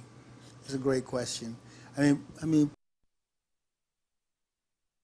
This is it. This is the call. This is the call if you are on your way to a job and you're bummed about it because it's just a job. It's not a career. Let me tell you about an opportunity for a career as an install floor layer with the Carpenters Union. This is a fantastic opportunity to have a lucrative career. Some of the most competitive health coverage and pension for you and your family. Hands-on, real-life work that's lucrative, creative, and meaningful. As a member of the union, you're going to have more than a job. This is a career. Excellent classroom and on-the-job training, hands-on creative work, and a lucrative industry means you'll continue to have opportunities to learn and enjoy fantastic benefits and make money towards your pension. Start today. Visit the website carpdc.org. That's carpdc.org. Once you get started, you start making money right away. As you learn, you earn, and that's a beautiful thing. Apply to become an install floor layer with the Carpenters Union. Begin that new career today. Visit carpdc.org to get started. That website is carpdc.org.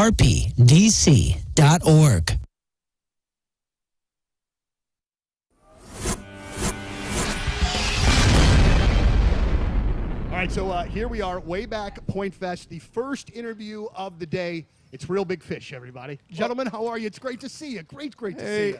Fantastic. Hello. Oh. Hey. Thank you. No, don't stop. No, more, please. More. It's really great to have you guys back. We have, over the years, done so many different things, so many shows. I did legitimately the worst stage intro I've ever done in my life at a Real Big Fish show at Mississippi Nights through no fault of your own. I came up on stage too late. Your cue music that night was Billie Jean from Michael Jackson. I'll never forget. And I'm getting up there and I'm doing my spiel. And Aaron, you came up behind me and were like, "Are you done yet, Donnie? Are you done? Are you done with the intro?" Yes, I am. Thank you. And then you guys went out and rocked it. But it's really great to have you here, man. Thank you guys for coming out. No, it was not your fault. No. Somebody probably told me wrong. But do you remember any of those, older shows here? Like, because we've had you at the amphitheater. I mean, Mississippi Nights. All over the place. I was just telling you guys a story about first time I tried like really hot sauce. I wasn't into it back in the old days. But the singer of Smash Mouth at one of these festivals gave me Dave's Insanity sauce or something, and I was like, And that was here. I was here. My first time trying hot sauce. I don't even remember. Excited. I don't even remember you guys being. I don't Scarred remember you guys story. being here with Smash Mouth. Even. Yeah, maybe it was somewhere in Florida. I think it was Blues Traveler. All right. Yeah, it could have been. Who knows? Maybe it was the Spin Doctors that gave me. You know what? I will still. No, it was Gay Guitar. Wow, oh wow. We are going That's deep an into the obscure 90s reference bands. of the 90s. I only know the Whoever You Are song. I have nothing else going on with Giggy Ta, even remotely. Marcy Playground. Would that have been funnier? Sex and Candy, St. Joe and the School Bus. There you go. Yeah, I could do the single game all day. All day. So, you know, one of the things... Who sang that song?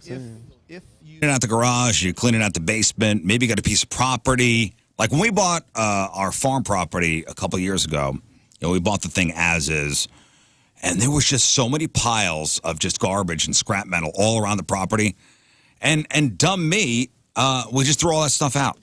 I could have been making money. See, I didn't know about Scrap Mart Metals. Scrap Mart Metals, Valley Park right at 141 and 44, Jonesburg and Peevely.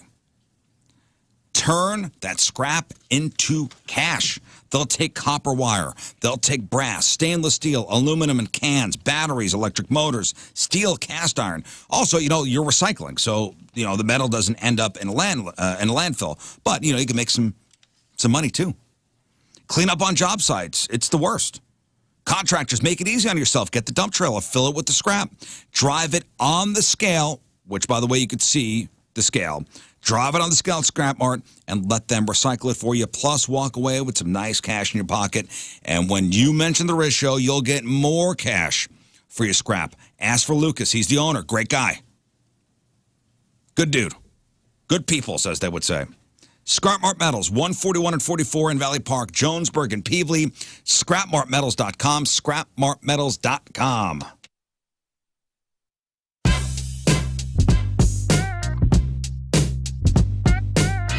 Hey, it's Jeff Britton backstage at the pageant, and Nick and Peanut from 311 gracing us with their presence yet again. Thank you guys for taking the time. Appreciate it. St. Louis absolutely freaking loves you guys. Yeah, how fast did this sell out? It sold out really super fast. Yeah. Super fast. We're stoked. And, We heard about that. Yeah, so thank you for coming in, man. I was looking up, especially you, Nick, before you guys came up here, 49 turning 50 in 2020.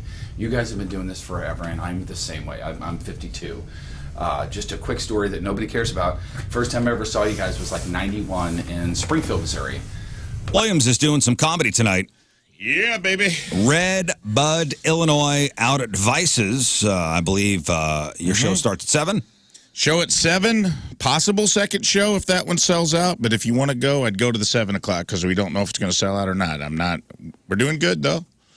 Go call the Vices to get tickets or just come tonight. I think doors are at 6, shows at 7. And get there early because Redbud has some cool restaurants. That town's rad. Yeah. I've only been to Vices out there. I don't really know much about the town, but whenever Vices does something, the entire town shows up. Yes. Yeah, it's fun, dude. They throw it right over there. Have you ever been out there before? No. Okay, so is it Route 3? Yep. Okay, Route 3. So you're driving. You drive through Waterloo, and then there's nothing, and there's nothing. And there's John Deere. You can buy a tractor. And then there's more of nothing, and then you go, oh, here's Red Redbud. Yep, that's great. That's exactly right. Yeah. It's just like nothing, Redbud. Great. That's a cool town out there. Tickets are moving, so we I'm love happy. Redbud. Going out there. Yeah, you can call the bar or just come tonight at this point. If you want to get reservations, they'll reserve some good seats for you if you want to call ahead. If not, just show up. I got a couple real funny guys coming to open for me, and we'll have Cool. a time of it. Listen, I hate to put this out there. Okay. You're driving out there to Redbud. You're on Route 3. You just passed Waterloo. Mm-hmm. You're in between Waterloo and Redbud. Nowhere's land. Yeah. Nowheresville. Spooky. And damn it, you get a flat tire. Mm-hmm. Rafe, are you good? Do you know how to change it? Oh yeah, I'm good, bro. You're good. Learn. I know enough. Can you get by? Yes, I have all the things in my trunk, all of them. Okay, so you have all the things, but do you know how to put all the things together to then change the tire? Yes, I've done it. I've done it with the help of someone. I have a hard time getting the big nuts off. You know what I'm talking about? Yeah, the lug nuts. Yeah, the lug nuts. Tell me about it, sister. And so I got one of those cross. What are they? Cross bars. What is it? It's a tire iron. Yeah. tire iron, but it's like a 4-pack, right? So it's like a cross. So what I normally do is I try to get the lug nuts off, and I have to actually stand on that thing and. Well, that's the thing that people do. Oh, okay. Sometimes they get like rusted on there. Yes. With all the, driving the rain and grime and stuff like that, the lug nuts get stuck. Yeah, my lug nuts So get sometimes you stuck. got to stand on it to get it going. But I can get it going. I know how to hike the car up. I know where to put jacking the it up, jack. yep. Yep. I can do it, man. Okay, I believe you. I'm not the best at it, but I can get by. I know, but listen, nobody wants to do it. Good on you. Scott? Yeah, I've changed a few in my days, and all these years of working in radio, I think it's helped me even get better with it. Okay, well, the average driver will have at least 5 flat tires in their lifetime. 5. Well, yeah, it could be. It's easy to call AAA. It's also easy to change your own tire. Really, it's not that difficult. It's not that difficult. Sometimes it's easier than waiting for AAA. But I think it depends on if you're out in the boonies, it's way better than if you're stuck on 270 trying that. So in a new poll, 57% of Americans say they've changed a tire, 40% have not. And there are big differences based on age, which makes sense, and also sex. For example, 63% of people 45 and older have done it. 78% of men have changed a tire compared to 37% of women. Now, when people were asked if they thought they were capable of changing a tire, 49% said yes. Another 19% said yes if they could look up how to on like a YouTube thing. And 25% said no, they cannot do it. Absolutely. What does this do? What is this? I don't know. Do I put this here? Fire. I mean, it is a big science. I will say that. Well, taking a nut off. Well, raising the car up, and then Usually, when you get the jack that comes with the car, I mean, they're flimsy. That scissor jack. Yeah. If you don't know how to use it, I guess. And I think people make the mistake too, where they jack the car up and then they try to take the tire off, and they put it in the wrong nuts off, spot. and so you have to lower it first. You do the nuts. Or if you put the jack in the wrong spot, you could drop the you car. could damage. And you could hurt yourself. Yeah. Bad. Yeah. Like real bad. Hey, just be careful out there. Okay. Also, you motorcycle riders, be careful out there. I know yesterday off the air we were talking about Lern's motorcycle, how it's just collecting dust in your garage. No, Tim rides it often. I put it down the last time I rode it, so I haven't rode it since we moved. So it's been a while. You have one motorcycle or two? We have one. Okay. And it's a bit big for me. I have small legs, and so the last time I rode it, I put it down. It wasn't fun, and honestly, Tim bought this Honda Matic because he wanted like a vintage. It's 78. It's a really cool motorcycle. Cool. I wanted a Yamaha. And maybe we'll get one day. And I fit better on the one that I wanted. Right. I mean, you should be riding a bike that fits you. Yeah. Yeah. So that's why I don't ride it as much. Right, but Tim rides it. And do you get worried? Do you get worried every time he's out on it? Absolutely. Okay. He wears all the gear. He's got a helmet. That's the only time he really drinks, right? That's the only time he drinks. Yeah. He never drinks unless he's going out. Then he's out. Yeah, that would be good. And listen, I wouldn't be worried about Tim's riding abilities. It's usually not the motorcycle rider. It's the other people. It's the other people that are around the motorcycle rider. That's the problem. Mm-hmm. People don't know how to act around motorcycles. Right. Somebody sent us this story, and man, it's about a motorcycle crash, and it's about a guy. And the headline is "Motorcycle Crash Dislocates Man's Testicle into His Abdomen." Come on, man. A motorcycle crash knocked a man's testicle out of place and pushed it up into his body. Wow. The trauma from the crash had pushed the man's right testicle from its usual spot in the scrotum through a small passageway in the groin and up into the abdomen. The passageway is usually about 1.6 to 2.4 inches long. The tube forms as the external genitals make their way out of the abdomen, where they initially develop in the embryo. Now, both male and female reproductive systems have this canal, although the sex is different in the type of structures contained within the passageway. Anyway, it's rare for trauma or injury to dislocate the testicles from their place in the scrotum. However, about 80% of reported cases happen in men in their mid-20s who have been in motorcycle accidents. Really? It's rare, though. About 60% of the time do the testicles make it as far as the abdomen. I mean, think about the abdomen. Like not up into where where your bladder is and stuff like that, up into up in you, all up in you, man. Ugh, that is brutal. And they said when this happens after an accident, usually the doctors don't know because your scrotum fills with blood and it looks like it's still there. That's cool. That's good to know. Please keep going. Yeah. Any word of Vespas if that ever happens on a scooter? In a recent case that I was reading about, the doctors first had to remove pooled blood from the man's groin and warm the oxygen-depraved testes until it regained its normal color. Then they surgically repositioned the man's right testicle using a type of surgery.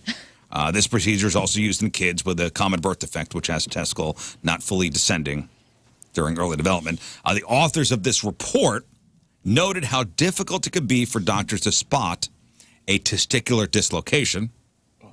That's because severe injuries and pooled blood left in the groin area from such traumatic incidents can make it difficult to physically examine the scrotum. Everybody listening on the chat wants you to move on because they're No, I'm not moving right. on. Okay. Happy Friday the 13th, jerks. Whoa.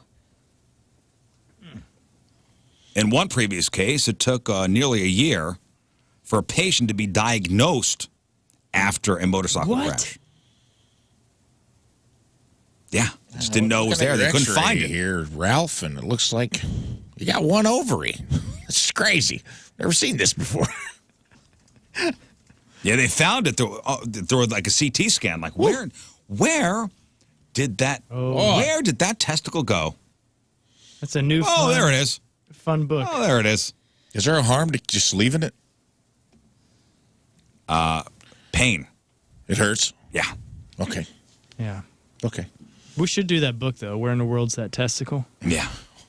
Where in the world is my right testicle?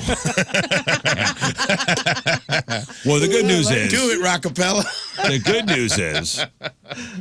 good news is this guy in this one particular story, they found it, got it back to its home, and no signs of lasting damage, so he should be all good, able to have kids. Listen, if I heard about this, you need to hear about it. And thanks to the listener who sent this in, because it said I cannot be alone with this story. How many a year did that say? They say about 80% of reported cases of testicular dislocation happen in men who have been in motorcycle accidents in their mid-20s. So does that mean that the testicle goes, and again, this is just for medical description, if a testicle goes up into your abdomen, does the scrotum skin stay loose? Well, and that's why they said filled with blood.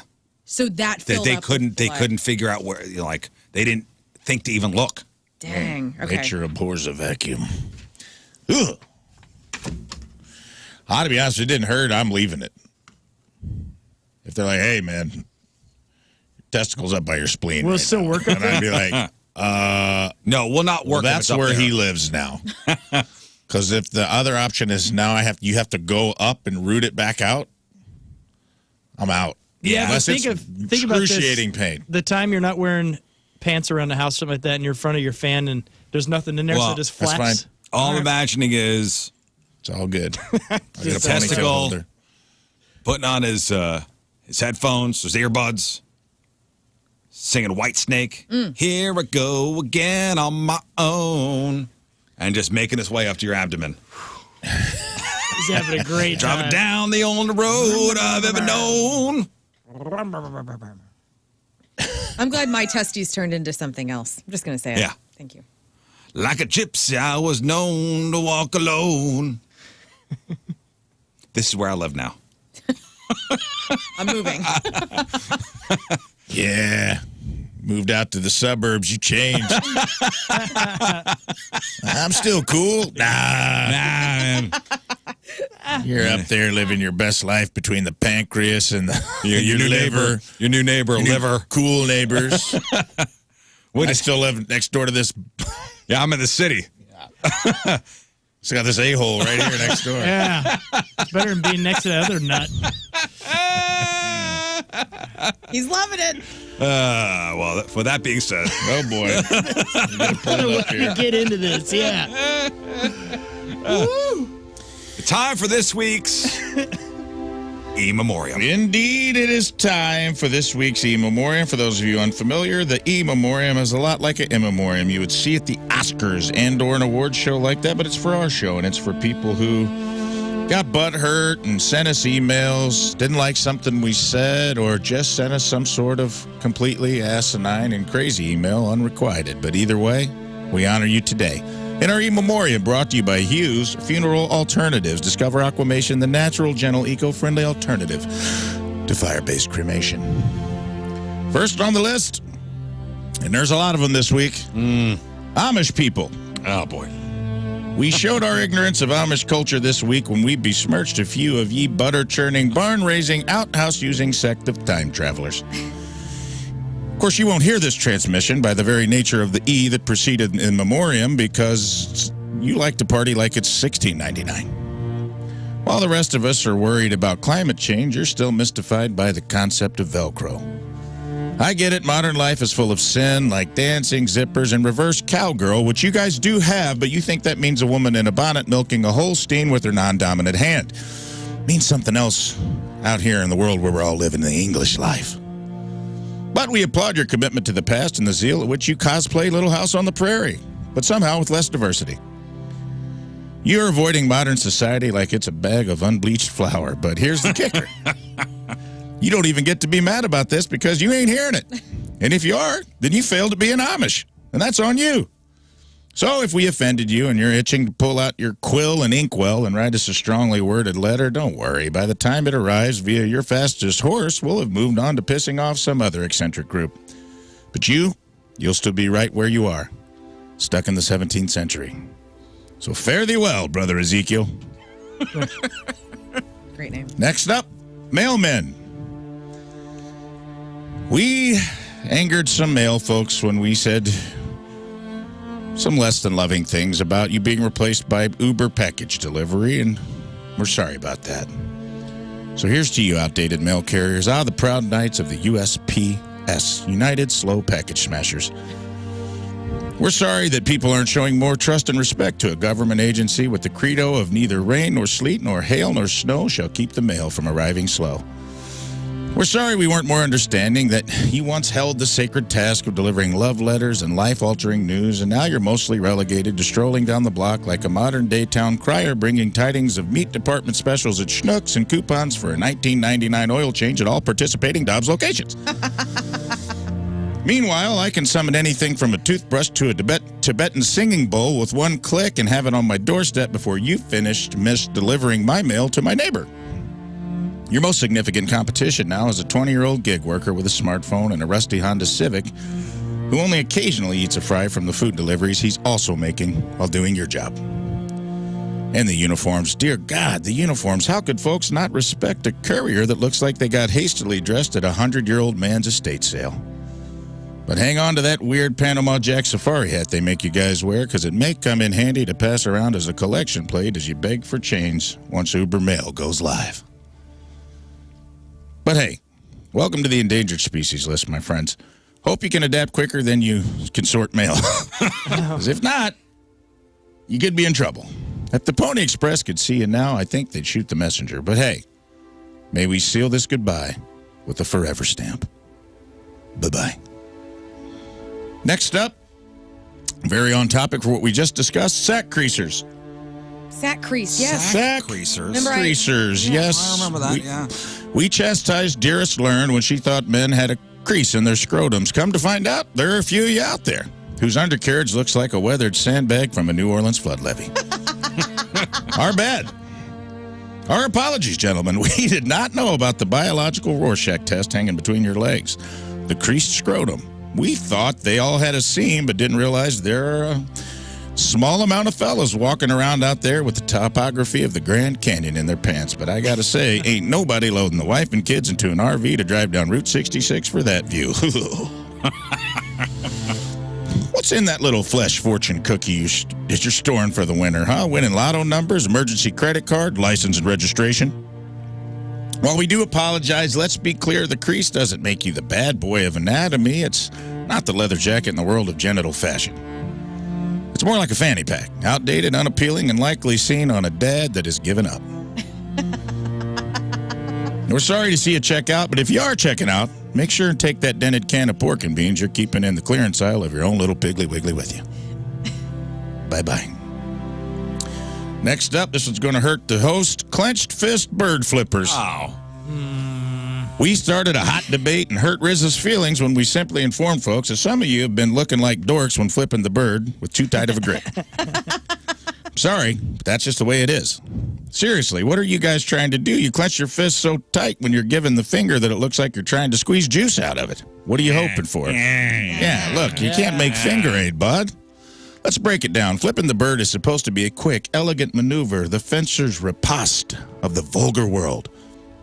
But when you clench that fist, you look like you're trying to strangle your own hand. You ruin the whole performance. It's like doing a ballet in combat boots or trying to cut filet mignon with a plastic spork. Look, the middle finger is a classic. It's the Shakespeare of offensive gestures, but you guys treat it like it's a Nicolas Cage movie, way over the top and not in a good way. On Castor Troy! Yes. Are you expecting some sort of magical reaction, as if clenching your fist so tight is going to turn that middle finger into Excalibur of profanity and can defeat any argument or traffic jam? Sorry to break it to you, but your clenched fury doesn't make you a more effective messenger. It makes you look like a dork and like you're about to burst a blood vessel. And look, we get it. You've got feelings, strong ones. Bud, Riz, we know you got feelings, bud. But just because you're mad doesn't mean your hand has to participate in a death match with itself. If you clench your fist is an indicator of your emotional intelligence, then, buddy, you're not just flipping a bird, you're flocking up your entire life. It just feels natural. Flocking up your entire life. I love it. So to all you over-clenchers out there, loosen up a little bit, because remember, a well-executed bird flip should be a work of art, not a cry for help. Next time you want to give someone the finger, don't make it look like your hand is having an existential crisis. To paraphrase an old saying, it's not the size of the bird in the fight, it's the size of the fight in the bird. And right now, your bird looks like it's fighting for its life in a 4-digit chokehold. Relax and let that FU fly in style, baby, with your thumb out and your other fingers at half-mast, because when you hoist that finger too tightly, you're only fingering yourself.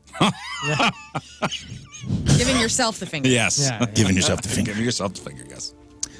But if you have to leave us, here's a cool double bird flip on your way out the door just for you. All right. Pretty rad. Next up, here come the emails on these two. People who claim to have time blindness. Whew. While we did acknowledge that time management was a very real and empathetic symptom and affliction of ADHD, we still managed to anger some folks with this affliction. And these same folks managed to wake up religiously every single day at 6 o'clock on the dot and listen to our show. How are they doing that? What's that? You can't manage your time? You're time blind? You claim your inability to perceive time makes you perpetually late, but you never, ever perpetually early. Funny how that works. But let's get real. You're not a time traveler. You're just someone who's never met a deadline you couldn't miss. And the only thing blind about you is your lack of self-awareness. Sure, maybe you can't sense 15 minutes passing, but can you sense the collective eye rolls of everyone who's ever had to wait for you? I bet you can't, because you're too wrapped up in your own cocoon of irresponsibility to notice. And for those of you who argue that you can't help but get caught in the labyrinth of your thoughts and lose track of time, let me remind you that you are not Theseus battling a minotaur. You're just someone who can't figure out how to set a goddamn alarm on your smartphone, which is basically the modern-day equivalent of not knowing how to tie your shoes. Your time blindness is not a superpower. It doesn't make you the Marvel hero of tardiness. Benjamin Franklin said that time is the great equalizer. Look, we all have 24 hours in a day, even Beyoncé. And she manages to be a global superstar, a business mogul, and a mom. You, on the other hand, can't manage to be on time for a 2 p.m. Zoom meeting that somehow has become your manager's fault. Oh, the chronically late are suddenly experts in psychology diagnosing themselves with time blindness. What's next? Claiming you have a work allergy? So you don't have to contribute anything meaningful? So as we part with the chronically self-diagnosed time blind, remember, time may be a social construct, but so is the concept that anyone should put up with your nonsense. Tick-tock. Tick-tock. Finally, people who claim to have perfect moment syndrome. You got equally PO'd at us, you eternal waiters, the people waiting for that perfect moment, the seekers, the ones who think they're living in a rom-com directed by the universe. Please let me break it to you. You ain't Hugh Grant nervously fumbling over a quirky monologue waiting for the heavens to part. You're just an indecisive turd with a knack for making up clinical-sounding terms. Honestly, if you were waiting for the perfect moment, get in line behind Halley's Comet, because at least that has a guaranteed return every 76 years. You, well, You're still waiting for the stars to align, the seats to part, the whatever celestial event you've convinced yourself has to happen before you can send a simple email or do the dishes. Well, you say you're waiting for the ideal setting? Here it is. Planet Earth, where people work, live, and manage to make decisions without consulting the zodiac, tea leaves, or their grandmother's spirit animal. Sorry, Lern. That's okay. What's that? You're waiting for your gut feeling to kick in? Newsflash. That ain't your gut. That's your anxiety dressed up as intuition. It's telling you to stop equivocating, not to wait for another solar eclipse to make a move. If you're so hell-bent on perfect moments, why don't you take a cue from Nike and just do it, baby? Create that perfect moment for yourself instead of waiting for a sign written in the clouds, because let's be real, the only sign you're likely to see is everyone else waving goodbye as they pass you by. So here's to our perfect moment seekers, saying adios to all you daydreaming, dilly-dallying, perfection-seeking loafers. May you find your perfect moment far, far away from the rest of us who learned to live in, reality. And now to the real RIPs of this week. Phyllis Coates, the first woman to play Lois Lane on the big and small screen, passed away. She was 96 years young. Oh, congratulations. Goodbye, Lois Lane. You had a good life, Phyllis Coates. And also, finally, Rudolph Isley, one of the Isley brothers. That guy's gotten more people laid than maybe anyone else on earth. He passed away at the age of 84, and you will be missed. Man, the Isley brothers got some bangers, dude. Yep. You ever looked at their catalog? Holy moly. What was their big one? I know they got a lot of songs. Who's That Lady? Who's That Lady? Oh, so many. Choosy Lover. Woo! Shout. Oh, Shout. Spend the Night. That's it. Shout. Good Lord, they got so many good songs. But one of them's dead, so I guess they're done making music. And that concludes our E-memorium, brought to you by Hughes Funeral Alternative. Well, thank you, Rafe. Excellent job as always. I think that settles that. Yes. We said goodbye to quite a few people this week. Put that to bed. Put that to bed and moving on. Moving on. Still love you. Maybe you'll come back someday. Hopefully. If you love something, let it go. All right, so we get your Friday fail stories up after the break, and this is kind of a fail extra for you. Remember all the ridiculous stuff we saw people do on Zoom during the pandemic? Like, I know, there were guys underwear? caught, like, joeing, naked people walking in the background. Oh, yeah. Yeah. That's just the tip of the iceberg. A website collected stories of people talking about the dumbest things they've seen a coworker do while at work.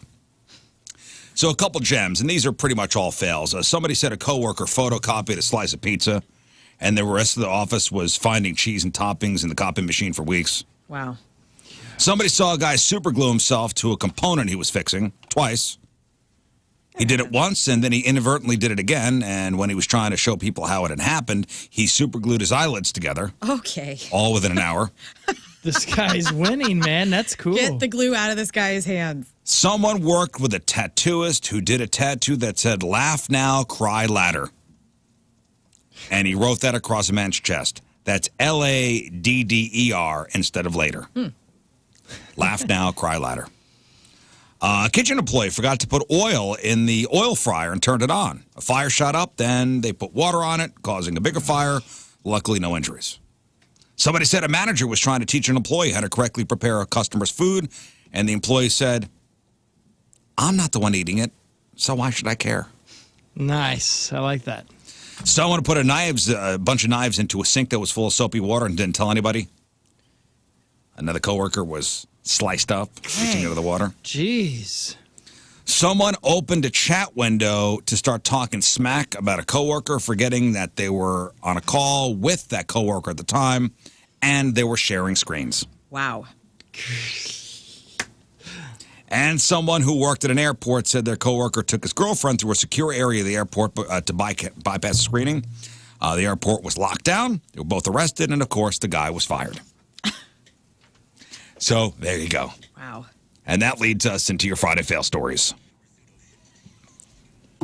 Which, man, I got a doozy to start with. Nobody died. All right, good. Okay, good. Thank God. But forced retirement, we'll just say. Uh-oh. It's 8:40. It's Friday. Traffic and weather, Lern coming at you. Brought to you by Worldwide Technology Raceway. NASCAR weekend is happening June 1st and 2nd. Tickets are on sale now, just $10. Get yours, www.raceway.com. Eastbound 40 at Highway DD, blocking the left lane. There's an incident. Winghaven, just past Winghaven, eastbound 40, the left lane is blocked there. Your weather today, we will get up to 67 today, on and off rain, pretty cloudy for the next couple of days, but then Sunday looks sunny, high 56. Right now it's 63 out there, and your point weather is brought to you by CarX Tire and Auto.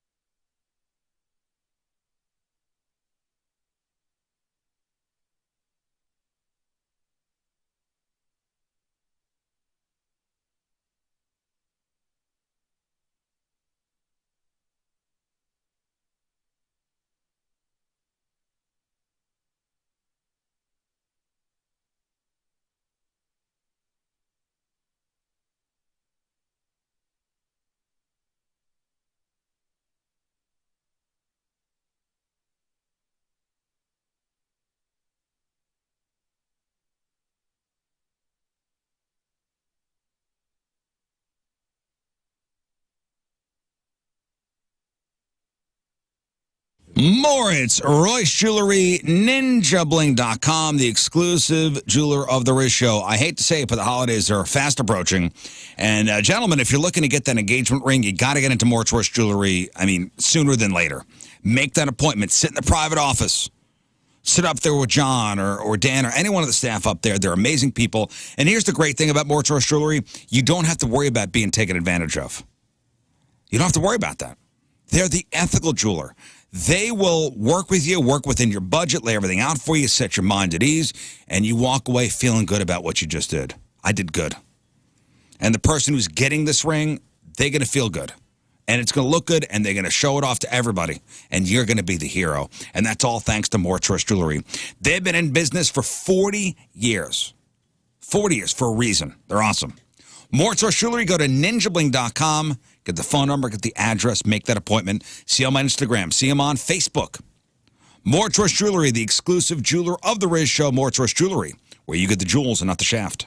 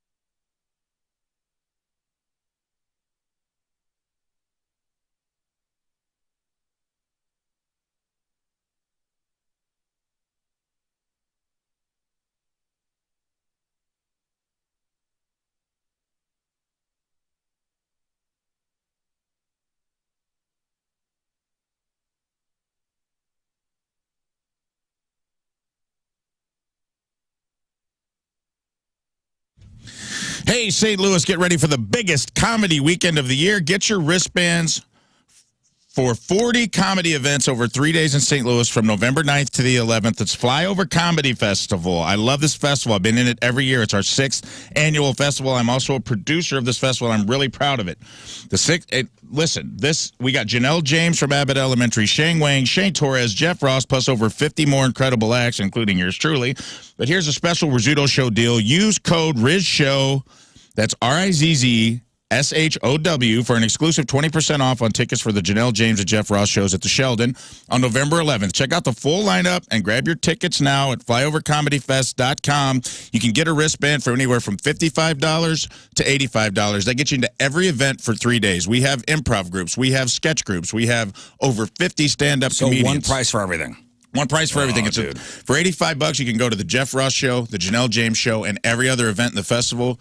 It's an embarrassment of riches. You're going to have to pick what shows you want to go to. We have 4 shows going on constantly, Thursday through Saturday. And all different venues across the city? All different venues, but it's all in the Grove. All the venues are walkable except for the Sheldon. We'll be doing everything at the Improv Shop, Urban Chestnut, so you can walk from venue to venue. It's a super fun weekend. Comedians are available. You get to meet some of the people you see on stage. It's a super fun time and a great event. So go right now, get your wristbands, get your tickets at flyovercomedyfest.com.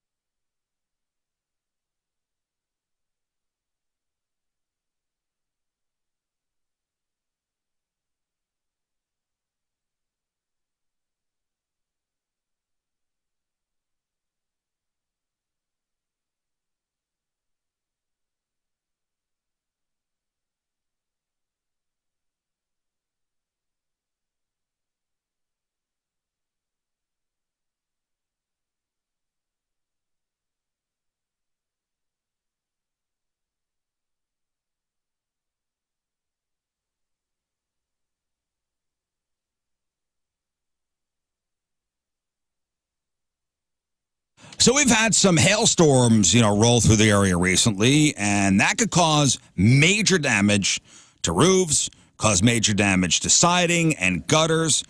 Well, you don't know what's going on up there. When was the last time you put a ladder up against the side of the house and walked on your roof? Probably never, and you probably shouldn't do that. Even if you were up there, you wouldn't know what the hell you're looking for. The Happy Roof Company does. They do free estimates and free inspections. Free. They service St. Charles County, St. Louis County, Jefferson County, and more. They've been on my roof for a full inspection, and they usually can complete your roof within 3 weeks. Happy Roof Company is a local company, not storm chasers. 100% of the market is in the St. Louis and surrounding areas. They're headquartered in Sunset Hills. They do residential roofing. They do commercial roofing, cost-effective solutions on flat roofing, metal roofs. A+ rating with the Better Business Bureau. Mention the Riz Show. Happy Roof Company will take great care of you. 314-665-3001, 314-665-3001, online at thehappyroof.com. Happy Roof Company, they put the happy in happy endings.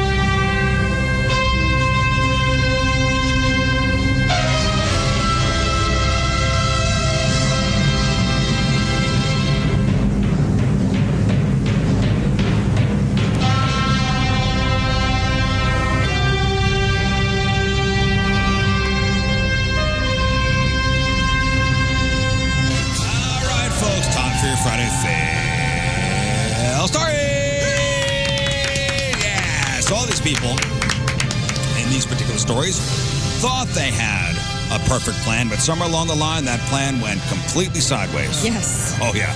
And it became an Uber. An Ultra. Where's Rafe? Dare I say it? Do it, Riz. Do it. Mega.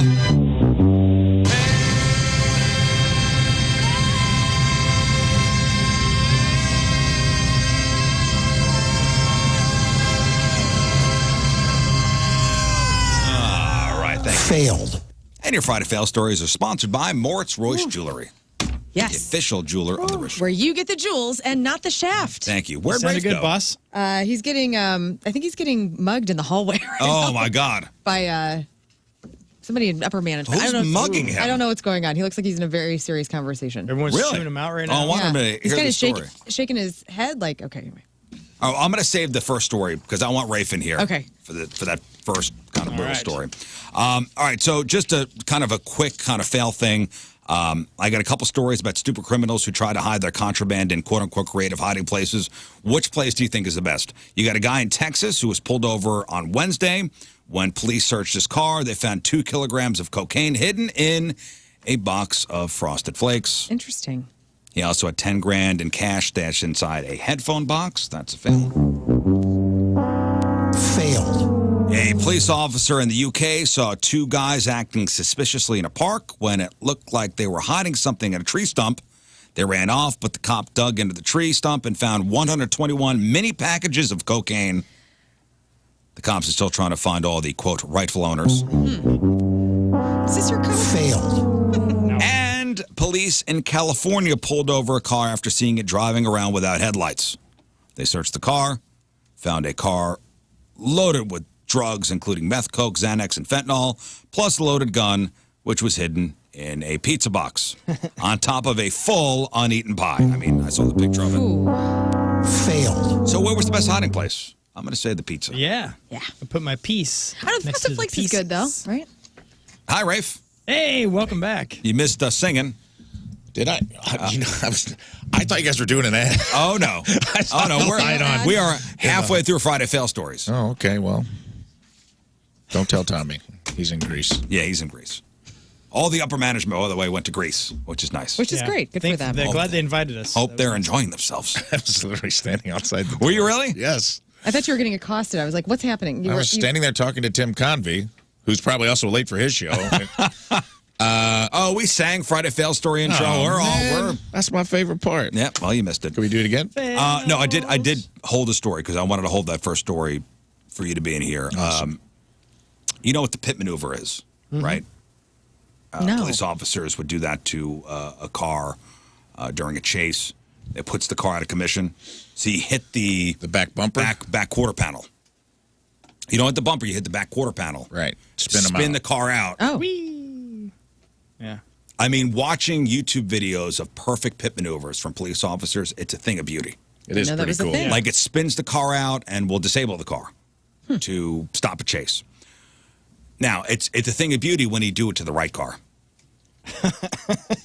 A pit maneuver done in error resulted in an Arkansas state trooper's letter of retirement. Oh, no. According to Arkansas State Police, Colonel Thomas Hubbard no relation to this company, was responsible and has submitted his letter of retirement. He has not been on duty since the incident. It happened on September 10th. Troopers were pursuing two vehicles traveling over 100 miles an hour on Interstate 40. Authorities stated that at around 8:30 p.m. that night, Corporal Hubbard did a tactical vehicle intervention in error on a vehicle traveling on the highway. How fun would that be? Whoa. Police said that one of the vehicles being pursued and the vehicle that was stopped in error were white four-door sedans. He just got confused and pitted the wrong car. Yeah. Okay. Hey, they're recasting Reno 911. Maybe he's got a career. Thank God nobody was hurt, but there's video of it. Oh, boy. Is it going to be on the blog? Fail. If you want to put it on the blog, see if you can find that, Scott. Okay. That is hilarious. These poor people were just driving, and next thing you know, a cop is spinning them out, and they wind up going, like, hitting the median. Wow. And you know, they were yelling at each other, I told you not to roll through that stop sign. Here's a little audio. I think this is Corporal Hubbard's superior officer. The old policy was essentially the officer could do it if that officer believed it was okay to do it, minus a couple exceptions. Somebody on a motorcycle, somebody in the back of a truck. We moved away from that, minus those couple exceptions, to more of an objective standard, which is what a reasonable officer would do under those circumstances. That's just negligence, right? Like to drive up on a car and not be able to check a license plate or not be able to check other circumstances to make sure you're pitting the right car. It's time for you to retire. Yep. Turn in your badge and gun. Hey, go out on a high note. Yeah. A woman was stopped at the Minneapolis-St. Paul International Airport for attempting to bring giraffe duty into the country to make a necklace. The U.S. Customs and Border Protection said in a press release last Thursday that a woman flying from Kenya to Minnesota was stopped in customs after declaring to have giraffe poop. Border agents searched the woman's belongings, found a small box with over a dozen pieces of giraffe caca and a shell. Got a live turd in here. The woman said she planned to make a necklace from the droppings she got while abroad and had previously used moose feces at her house in Iowa. Yeah, giraffes poop like deer poop. So it just... They're a little bigger. Yeah. Longer. Strange. Border Patrol said there is a real danger with bringing fecal matter into the U.S. If this person had entered the U.S. and had not declared these items, there's a high possibility a person could have contracted a disease from this jewelry and developed serious health problems. Not sure if the woman is facing any fines, but giraffe was confiscated. What? He's not saying turderism, and I can't figure out why it's not happening. Turderism. I just kept I don't know why it's waiting not. and waiting. Sorry I was about like, that. I know it's in there. Yeah, I can see it knocking around inside your head. Nope. Yeah. Thank you, Scott, for not saying that. Hey, you're stupid welcome. criminals aren't smart enough to learn from history, so they're doomed to repeat it over and over again. According to a recent report, thieves in Nebraska broke into a vintage store back in August and stole $20,000. So it was $2,000, but $20,000 worth of shoes. But they were all left-footed shoes. Dang. They only stole the left feet. And we've seen thefts like this before. Thieves rob a shoe store, not realizing that many stores only display one shoe of each pair and keep the other one in the back. That was the case in this store, too. I don't know how many shoes they got, but this was not a thrift store. They sell vintage, exclusive sneakers, hard-to-find items. And there's surveillance video of the theft, but police are still looking for the thieves. One-legged man out there with a dope pair of Air Force One. Yeah. Yeah. There is a store, you've been down to the Foundry, right? Yeah. Okay, so next to the Putt Shack, there is a store that sells, like, vintage Nikes. Oh, yeah. Vintage Jordans. Oh, yeah. And it's only the one shoe. And they're all shrink-wrapped. Those things are pricey. It's wild what people pay. Thousands. Yeah. I know. Thousands of dollars. There's a few comedians that are like sneakerheads. Jay Farrow, who's in here, is a sneakerhead. There's a guy named Scott Easton I know. He's a really funny dude, but he travels with, like, he has a special bag that the end caps are, like, Kevlar. Because he puts, like, these Air Force Ones he paid, like, $900 for, so he can wear them at shows and stuff. It's like the bag is designed for sneaker people. Wow. And you got to get in auctions. Like, some of these things you get in, like, online. You have to get in an auction to even bid on the shoe, and then you still have to go bid in the auction. Right? Dang. People who love them pay a lot of money for them. A 20-year-old Muncie, Indiana woman didn't see the big deal in stealing a car from a dealership so she could drive to Indianapolis for an interview as a stripper. Her name is Cassia Shelton. She acted like the whole thing was a joke and did not understand what she was going to be arrested for after cops tracked her down and questioned her about a stolen 2013 Kia Optima. So the dealership called the cops after she took the car for a test drive and then wouldn't answer her phone after she'd been gone for a while. So cops then used cameras to find her. She took the car to Indianapolis for the stripper interview, then brought it back to Muncie, dropped it off at a mall near the dealership, left the keys inside. Officers then went to Cassia's home to talk to her about the stolen car. First, she lied about her identity, and then couldn't. Why am I being arrested? That isn't me. Well, here's hoping the strip club has a job for her in 2 years. That's the length of jail time she's facing. Damn. Wow. Failed. All right. It's illegal. It's illegal to transform your vehicle to make it look like a police car. And we've Dang had it. stories like this where people put the light bars on top. Yeah, creepos. Like even if you're doing it only because it looks tight. Yeah, man. So a 28-year-old woman in Florida was arrested this week after she was caught driving a Dodge Charger, which was painted in the same black and bronze paint scheme as the Florida Highway Patrol trooper cars. It even had a light bar. Now, at first, the woman claimed, I bought it this way.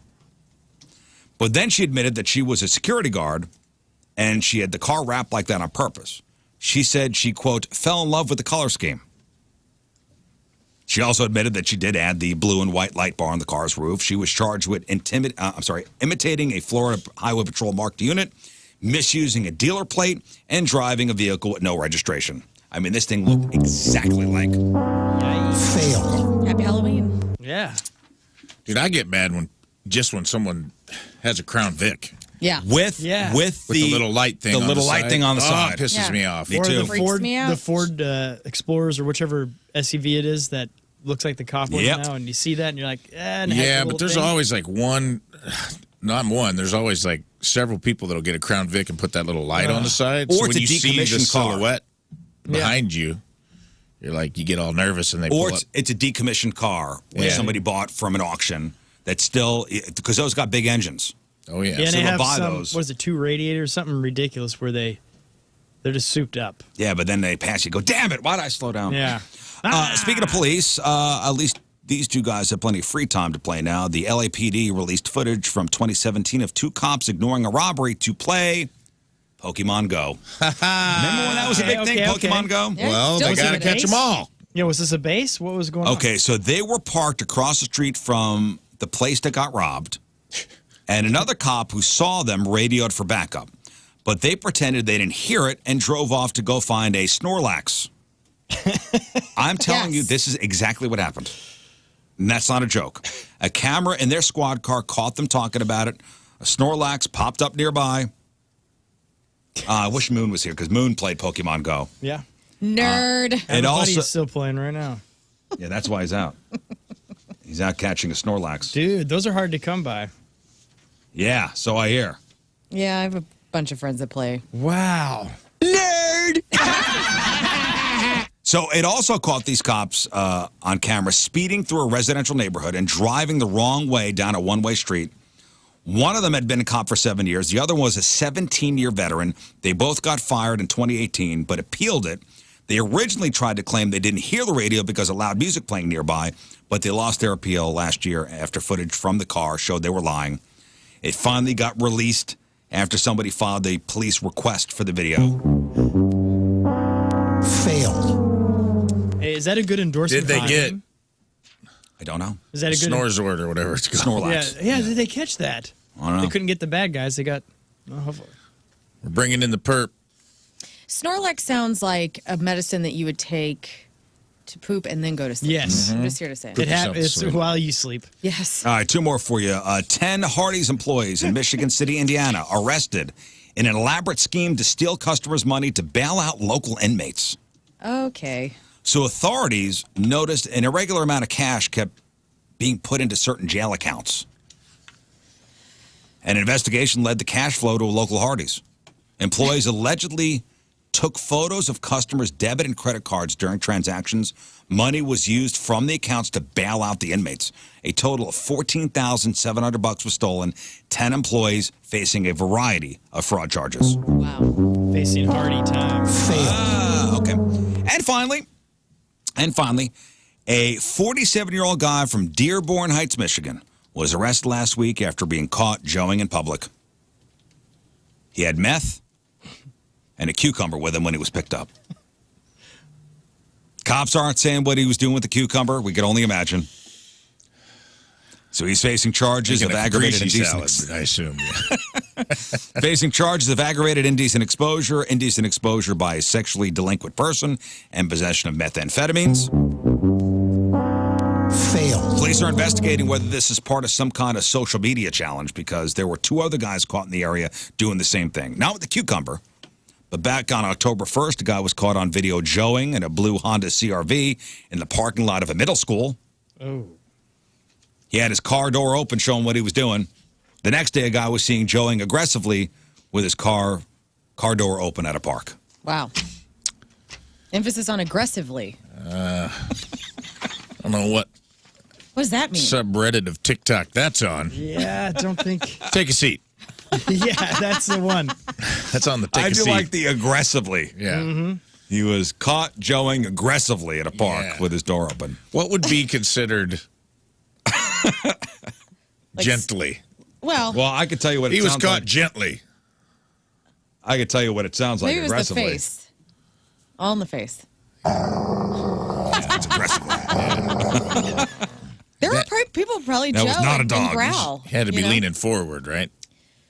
Yeah, I don't know. I'm also thinking what this guy was doing with the cucumber. I don't like it. Well, I and don't also, like any of it. I don't know why when I heard this story, I'm thinking like door open, he's in a ditch doing it aggressively. Like I immediately went like physically in the ditch. Like he just pulled off the road in the ditch. No, he's in a park with his door open going, hey, growling this at is what's himself. going on. Relax. I can't.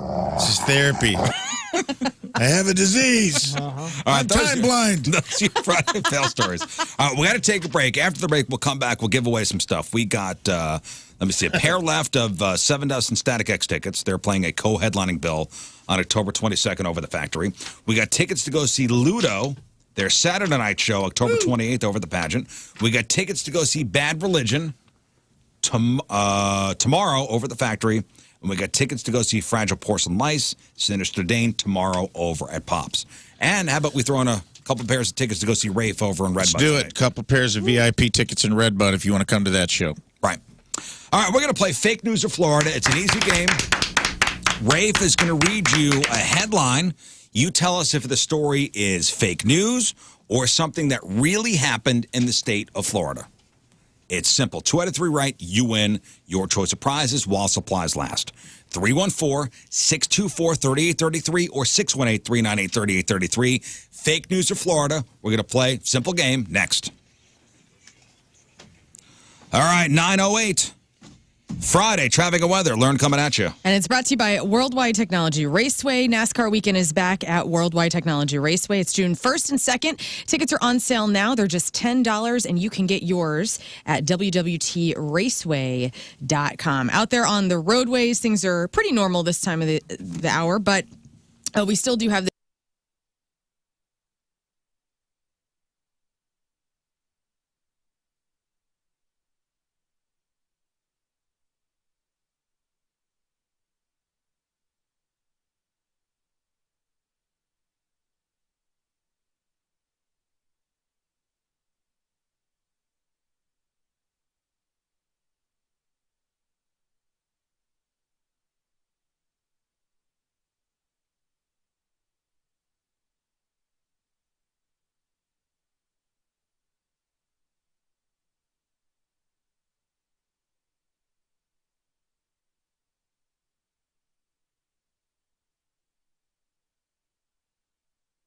AntonsHVAC.com, ANTONSHVAC.com. This is Anton's Plumbing, Heating, Cooling, and Energy Experts. They are incredible, and they are the experts I know firsthand. I've had them in my home, and I don't just trust anybody in my home. Half of my friends I don't trust in my home.